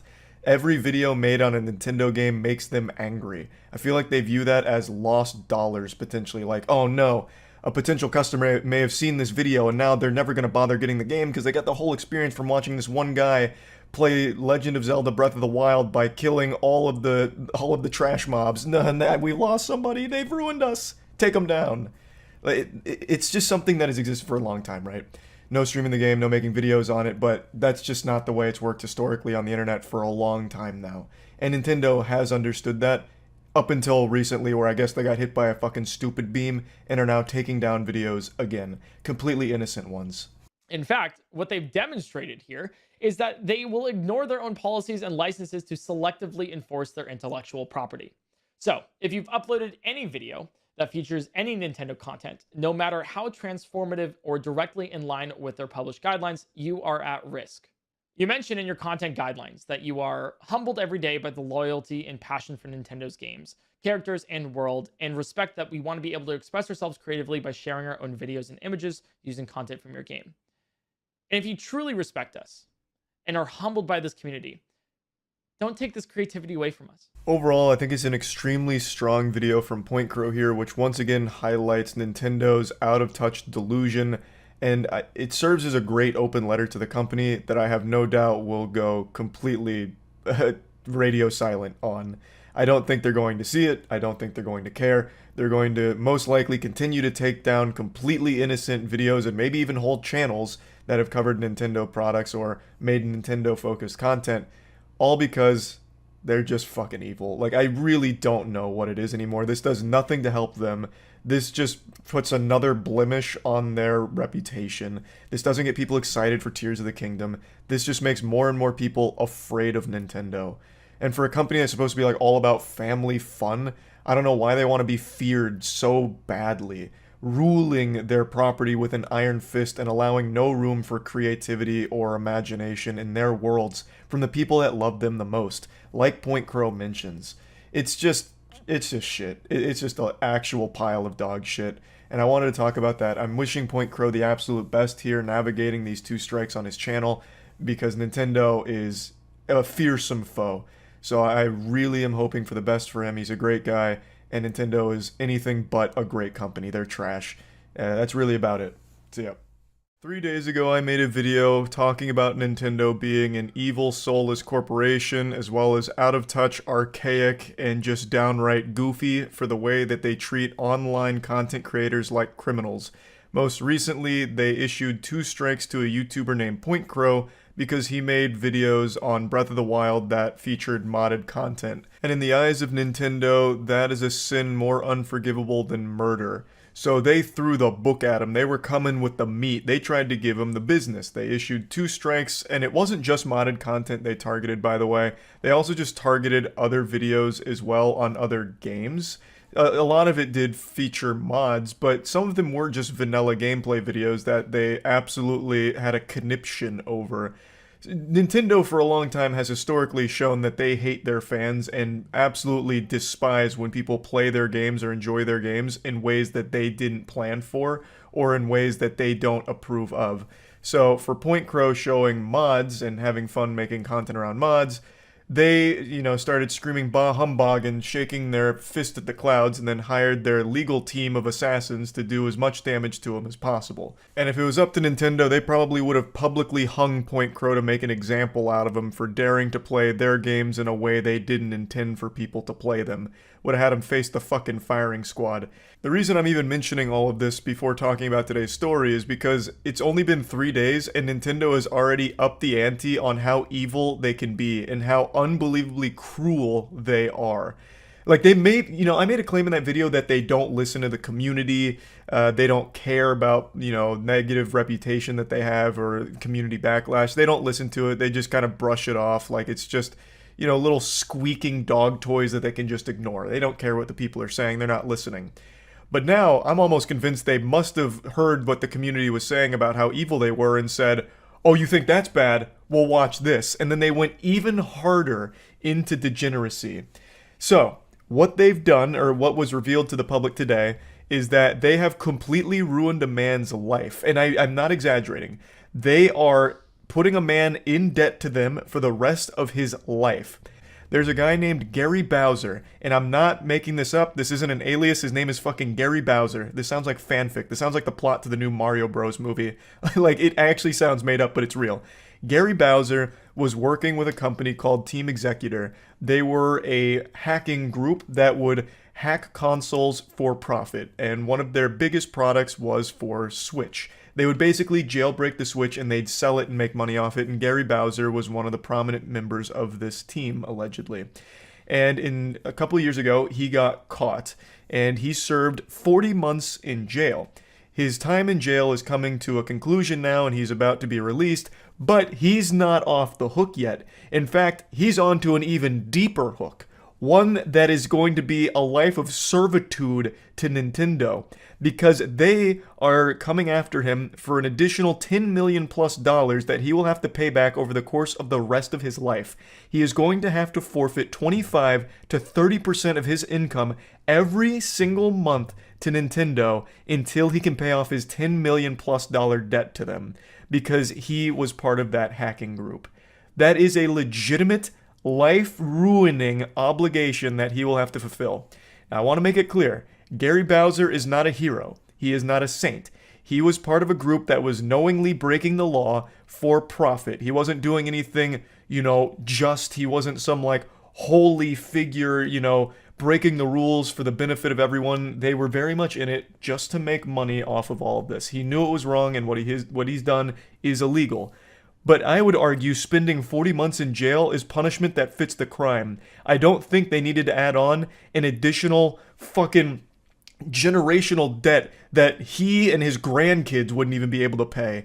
Now, of course, his family's not going to be obligated to pick up the tab on the $10 million plus that he owes when he dies. But you get the point. The amount of money that Nintendo is forcing him to pay back over the course of his lifetime is one that could never be fulfilled by him and his kids working and his grandkids working and maybe even his great-grandkids working. It is an absurd punishment. Once again, I understand what he did was wrong and he's not a good guy, but this is just beyond excessive. Nintendo is a multi-billion-dollar corporation that's now face-fucking one random average guy in particular, forcing him to pay back a debt that he will never be able to repay. That $10 or $14 million means absolutely nothing to Nintendo. They wipe their ass with that amount of cash. Meanwhile, that means that Gary Bowser will never be able to live a normal life. He's going to be constantly paying this back forever. He's going to die with negative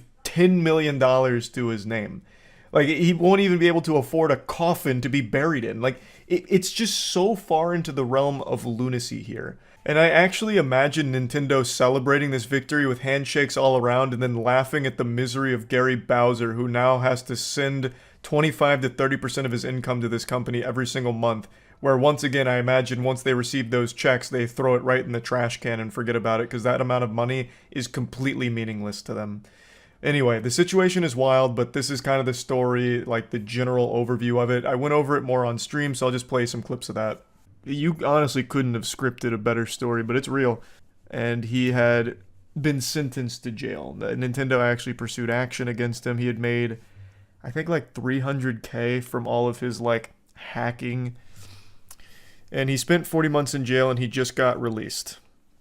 And now he's going to have to pay 25 to 30% of his income every single month to Nintendo for the rest of his life. And he will still not be able to ever pay that off. So long, Gary Bowser. Pretty sure chat made that joke when we talked about him 2 years ago, too.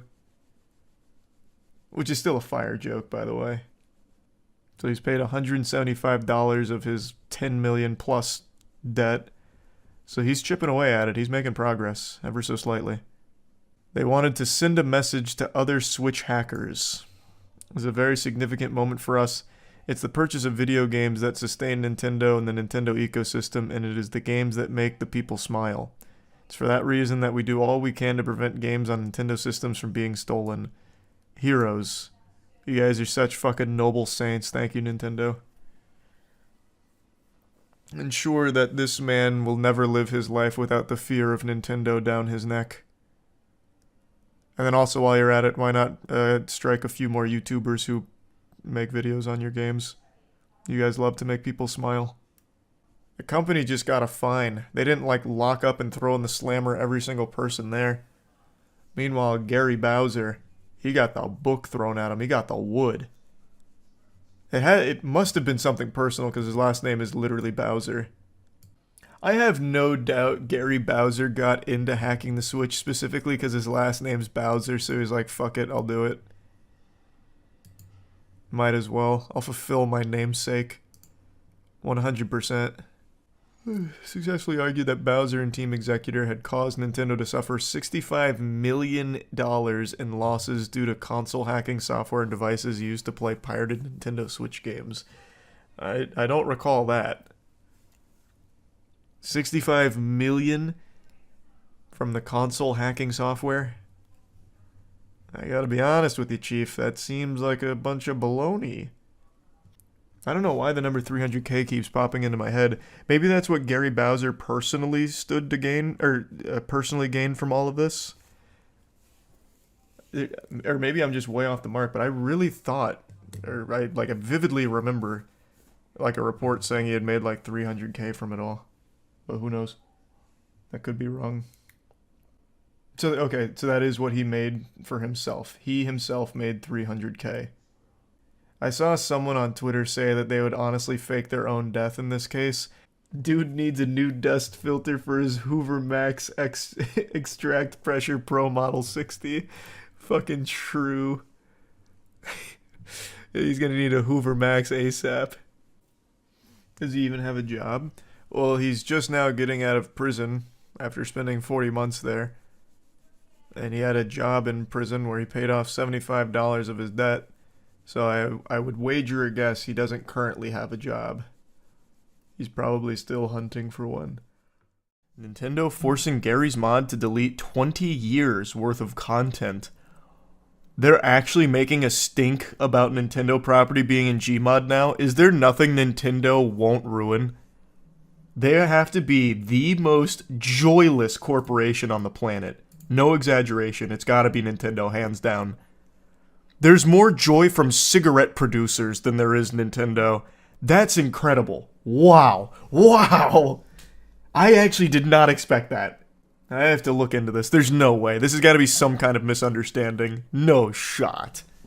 I heard it's not actually Nintendo, but some known DMCA imposter.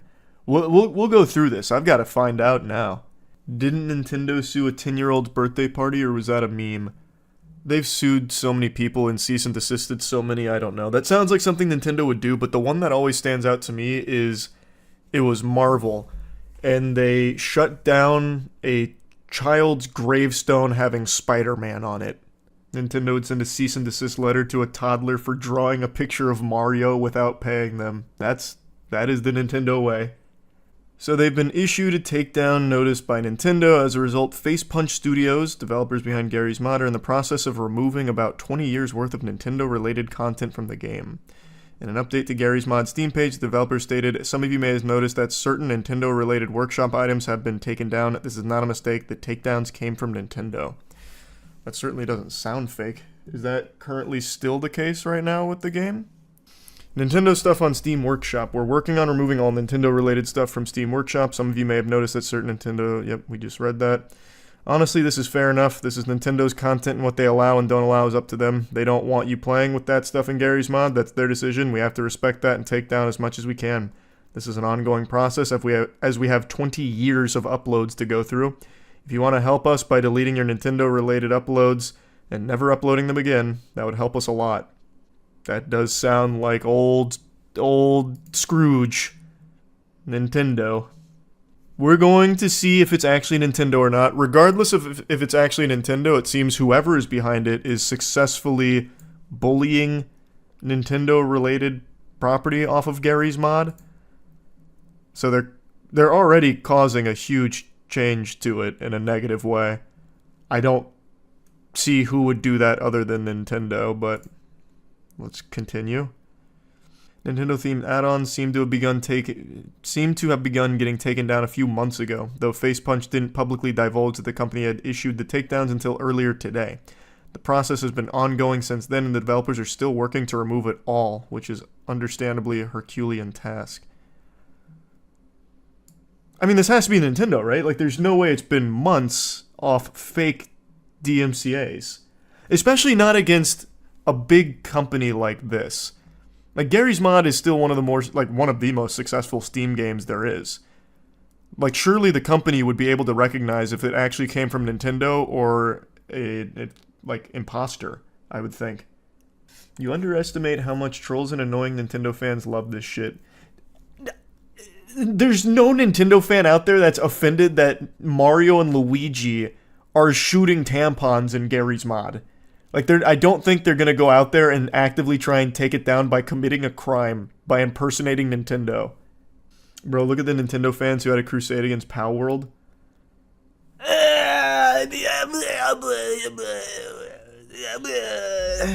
I guess. But I mean, that's just like Twitter, though. This is criminal. Oh, here's a post from 8 days ago. Aaron Peters, the destroyer of add-ons. This came up when I was looking into it, or when I looked that up. Lately, there's been chaos in the workshop of Gmod, TF2, Source Filmmaker, Left 4 Dead 2, etc. An internet troll by the name of Aaron Peters has been false flagging content creators' add-ons with fake DMCAs. This troll has been claiming he's part of Nintendo, which in fact he is not, and has been doing nothing but causing chaos for the past few months, probably at the start of January. That timeline does check out for what we just read.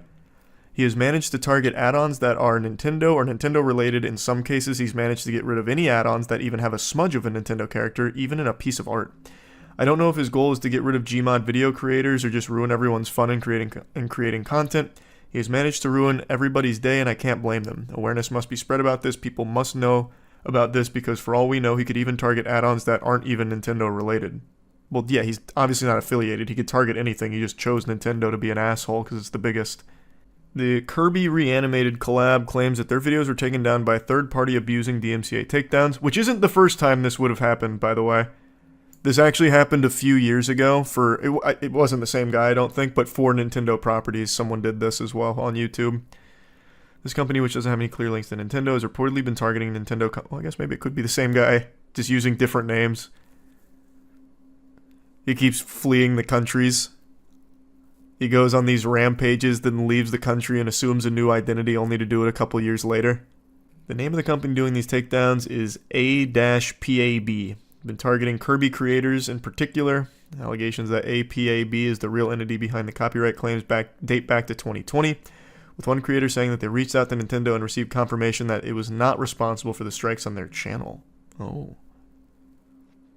Nintendo officially confirmed that they've never flagged any Kirby video, which makes me wonder what is the motive behind APAB's flagging. All I know is that APAB also ruined many channels in Japan as well by false flagging. I'm really hoping someone investigates this company, because what they're doing is 100% DMCA abuse. It's also a crime. The last guy that did this in Minecraft got fined 25 grand for each instance. This guy's on the hook for millions. The company's name stands for Association for Promotion of Advanced Broadcasting Services, but information on the entity is scarce. So, I know this has happened on YouTube, but I just can't imagine it happening to a full studio like Facepunch. I don't know. That seems... I feel like they do their due diligence on where the DMCA came from. I would really think. So, this is bogus DMCA claims made by a copyright troll claiming to be working for Nintendo of America, targeting add-ons from Nintendo franchises in the Steam workshop. So they've been looking to find and take down the individual responsible for this, as well as spread awareness. So Workshoppers Brewster T. Koopa, Crispy Toast, and Z Pyromancer's voice actor Electric Star. February 11, 2024, Brewster posted a plethora of tweets involving false DMCAs on Twitter. this just, okay, I thought this was going to link the tweets. It just got me to an explanation of what Twitter is. Unlucky. In the same day, Crispy Toast uploaded a video titled Reply Nintendo Gmod add-ons taken down. An entry into the Re-Demo Man series of videos. Let's see. I'm sorry.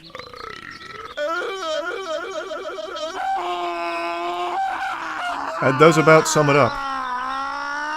Aaron Peters. Okay, here's the first mention of that name with some evidence.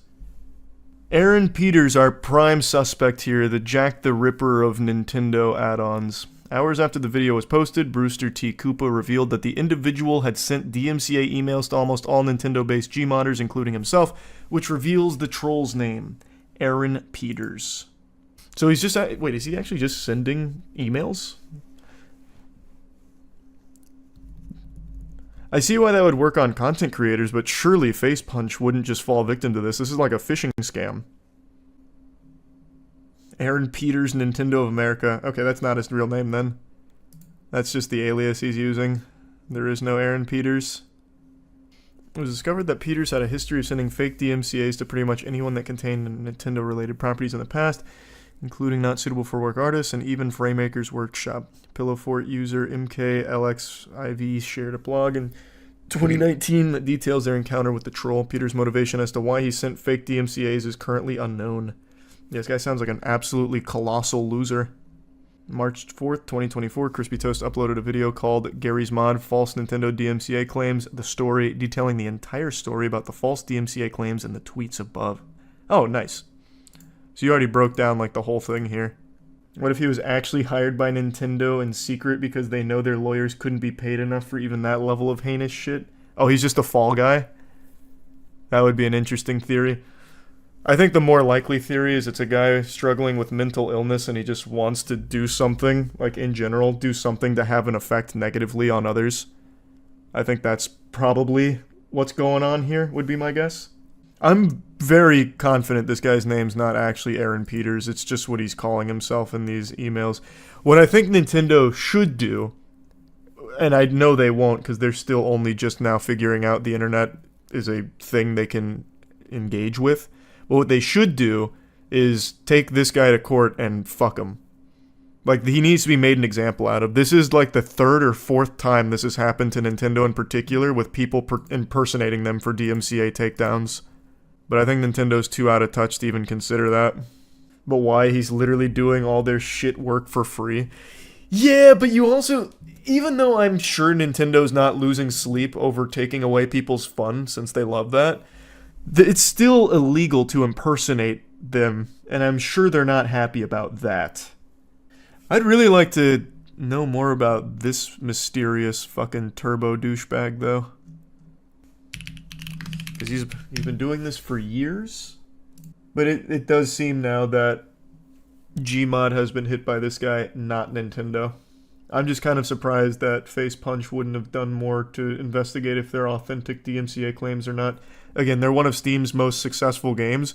They probably could have a direct line to Valve and ask them, hey, have you guys received notice from Nintendo that we have to take our shit down? Yeah, there's a ton of shit on Aaron Peters dating back for quite a while. And there are just some weird people in the world, man. What an interesting thing to want to do.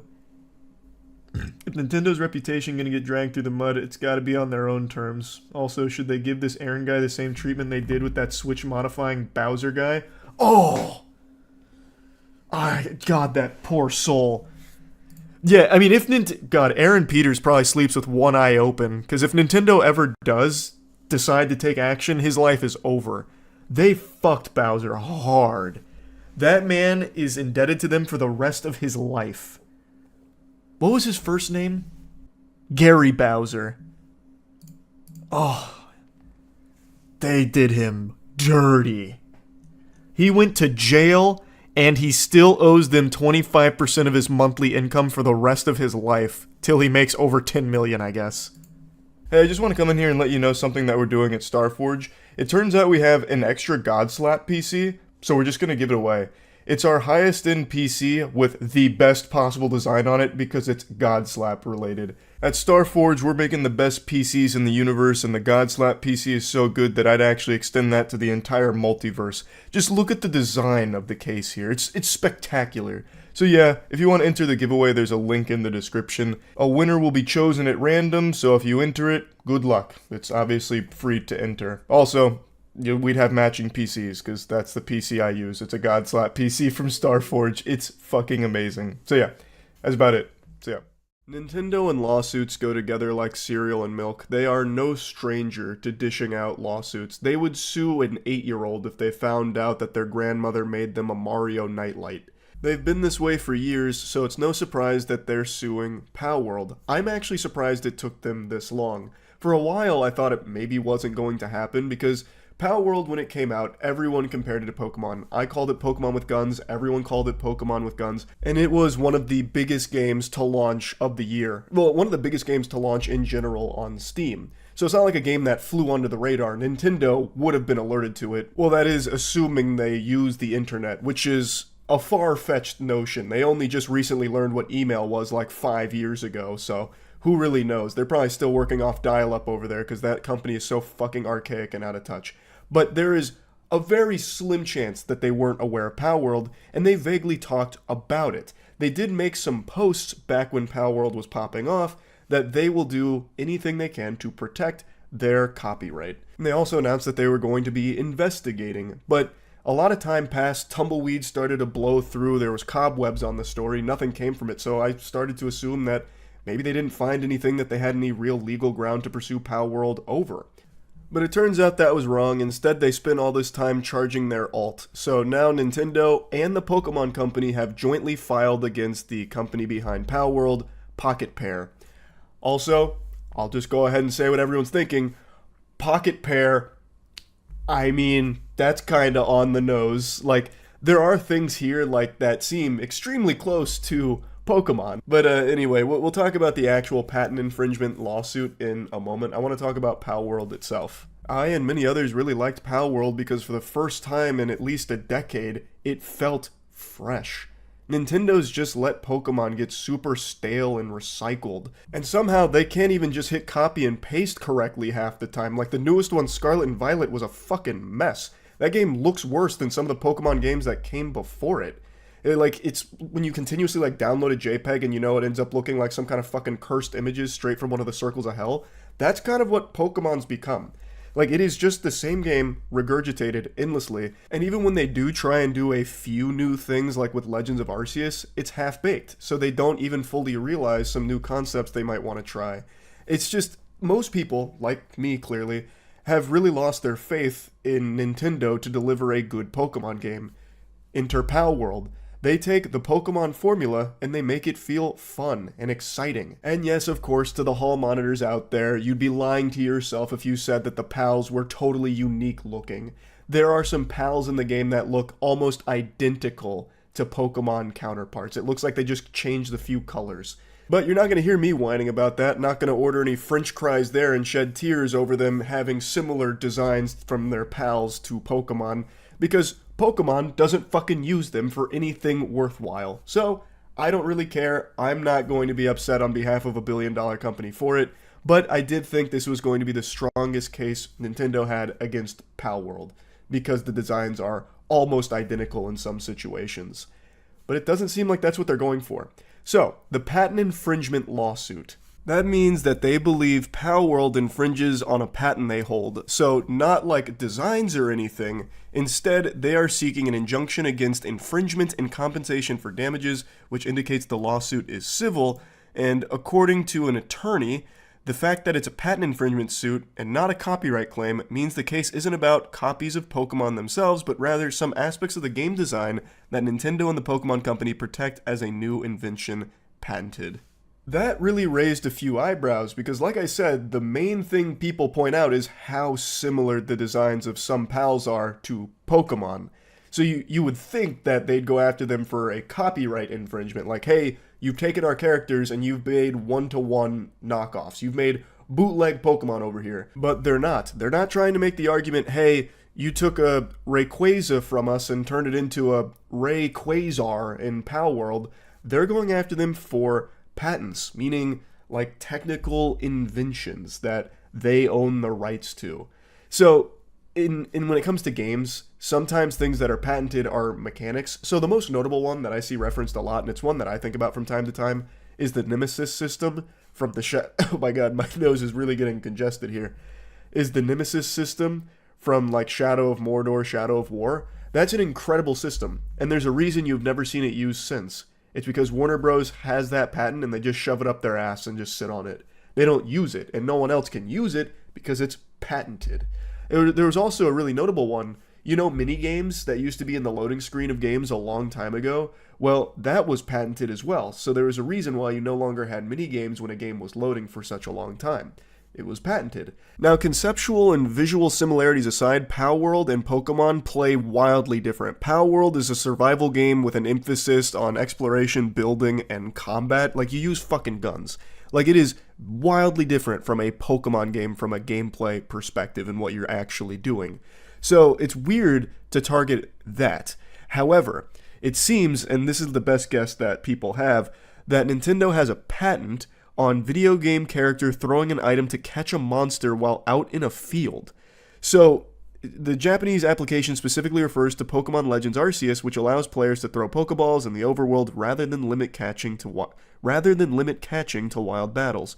It also includes what looks to be a version of the game's Pokedex pages, which track information like how many times the player has encountered the Pokemon in question or has seen it use a specific move. Pal World does contain catching mechanics similar to Pokemon Legends Arceus, so this may be one of the patents included in the lawsuit. Additionally, developer Pirate Software speculates that the lawsuit relates to Pal World's Pal Spheres, which are similar to Pokeballs, and Nintendo filed a patent for this in Japan back in 2021 and got it approved in 2023. I think the speculation is probably correct here. Those are like the two main gameplay mechanics that Pal World has that Pokemon also has. I can't really think of any others off the top of my head that are patented, at least. So I think that's probably where they're heading with this lawsuit. And I know a lot of people have talked about this, but I want to echo it. Patenting gameplay mechanics fucking sucks.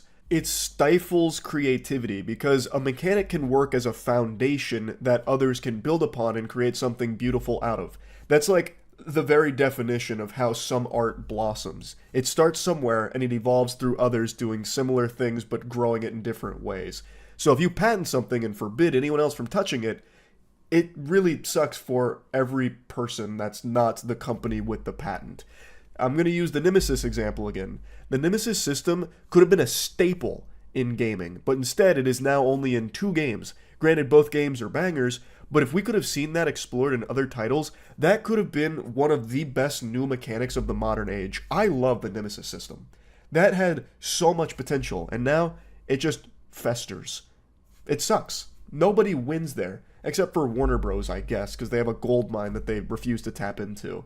So, when it comes to gameplay mechanics being patented, I'm not extremely happy about that, but that's the legal ground that they're going to stand on and attack Pal World for, and I guess we'll see how it plays out. Pal World has responded. To sum up their statement, they're saying that they're going to be going through all the legal proceedings and investigations, and they don't know what specific patents they're accused of infringing upon because they have not been notified. They then go on to explain that they're a smaller indie game company based in Tokyo, and they just want to create fun games that bring people joy. They then say it's unfortunate we'll be forced to allocate significant time to matters unrelated to game development due to the lawsuit. However, we will do our utmost for our fans and ensure that indie game developers are not hindered or discouraged from pursuing their creative ideas. So it doesn't sound like they know exactly what they're being targeted for with the patent infringements yet. I'm assuming that'll come later down the legal proceedings since this is still very early into it. And I guess we'll see how it plays out. I imagine Nintendo and the Pokemon Company probably wouldn't pick this legal battle if they weren't confident they could win. These are billion-dollar companies going after Pal World now. That's going to be tough. Or maybe it won't be. Maybe they have a trick up their sleeve to prove they didn't infringe on any copyright. Who knows? I guess we'll see. Anyway, though, that's about it. So, yeah. I like Nintendo games. I don't like Nintendo as a company. I've said this for 6 years now. Nintendo constantly makes decisions that are actively just hurting the biggest fans of their property. It seems like they're just hell-bent on ruining people's passion for their properties. They're just on this warpath against fun itself. It's like when SpongeBob had to teach Plankton what fun is. That's what the community constantly does for Nintendo, only for them to just shout bah humbug and then send you a cease and desist, or just outright slap you down, or if you're a YouTuber, issue you a strike. Oftentimes Nintendo is just evil for the sake of it. Like, I'm talking mustache twirlingly sinister. Like, the Nintendo Corporation is a villain that Mario would have seeked to slay in one of his games. Like, I remember a case like 4 years ago where Nintendo banned a handful of streamers for playing Hyrule Warriors Age of Calamity early. Except they weren't playing it early. Nintendo just forgot that time zones exist, so they banned streamers who were playing the official release of Hyrule Warriors because they forgot. That's how out of touch and archaic Nintendo is and how willing they are to just bend someone over and spank their cheeks raw, even when there's no real reason to do so. This is something Nintendo has done for years now with like Smash Brothers, which I've talked about endlessly, but they get up extra early in the morning just to hate. Like, they try and just ruin fun. Nintendo would send assassins to Santa Claus's workshop if they found out that one of the elves made an unlicensed Yoshi plushie. I know I'm getting a little lost in the sauce here, but I just get very passionate when I talk about how menacing Nintendo is for no reason. So the reason why I'm talking about them today is because they've just dealt a massive blow to emulation. Nintendo deserves more shit than a porta potty for this, and I really hope they get huge backlash for it, because I think this is just completely unacceptable. It started 2 days ago with a channel called Retro Game Corps announcing that they had received strikes for content that had a Nintendo game running on an emulator. The channel owner explains that they are considering a counterclaim under fair use as it was educational and transformative and had no effect on the market. It was a demonstration of a console no longer for sale.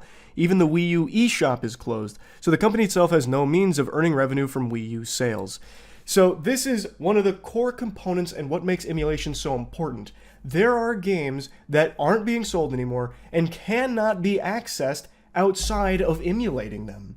It's fucking ridiculous. It is an incredibly important tool for preservation. But the only thing Nintendo's interested in preserving is that chip on their shoulder they have against any kind of internet content that shows their games. So they once again overstep and issue strikes for this, which is something Nintendo has done since the dawn of YouTube itself. There was a time period where you couldn't actually have a YouTube video that had a Nintendo game in it because Nintendo would have your account banned. They fucking hate it for some reason. They try and protect their copyright with an iron fist.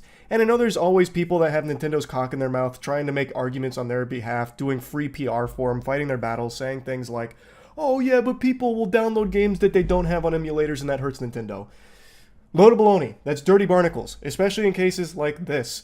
There is no one getting hurt by emulating games that are not accessible through official means. There is tons of games like that. Emulation is extraordinarily important, and Nintendo does everything it can to ruin it. And in doing so, they even try and ruin other people's lives in the process. That channel now has 2 strikes on their YouTube account, meaning that they're 1 strike away from having their account terminated, meaning a source of revenue, part of their livelihood, is on the cusp of being taken away at the hands of Nintendo.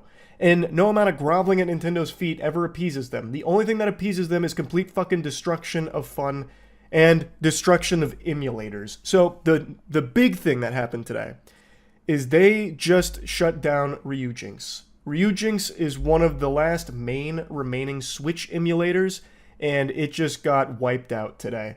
Like the dinosaurs with the fucking meteor, Nintendo came in and they put the kibosh on it. According to an official statement on Ryujinx Discord server, developer GDK Chan was contacted by Nintendo, offered an agreement to stop working on the project, and the agreement wasn't confirmed, but the organization has been entirely removed.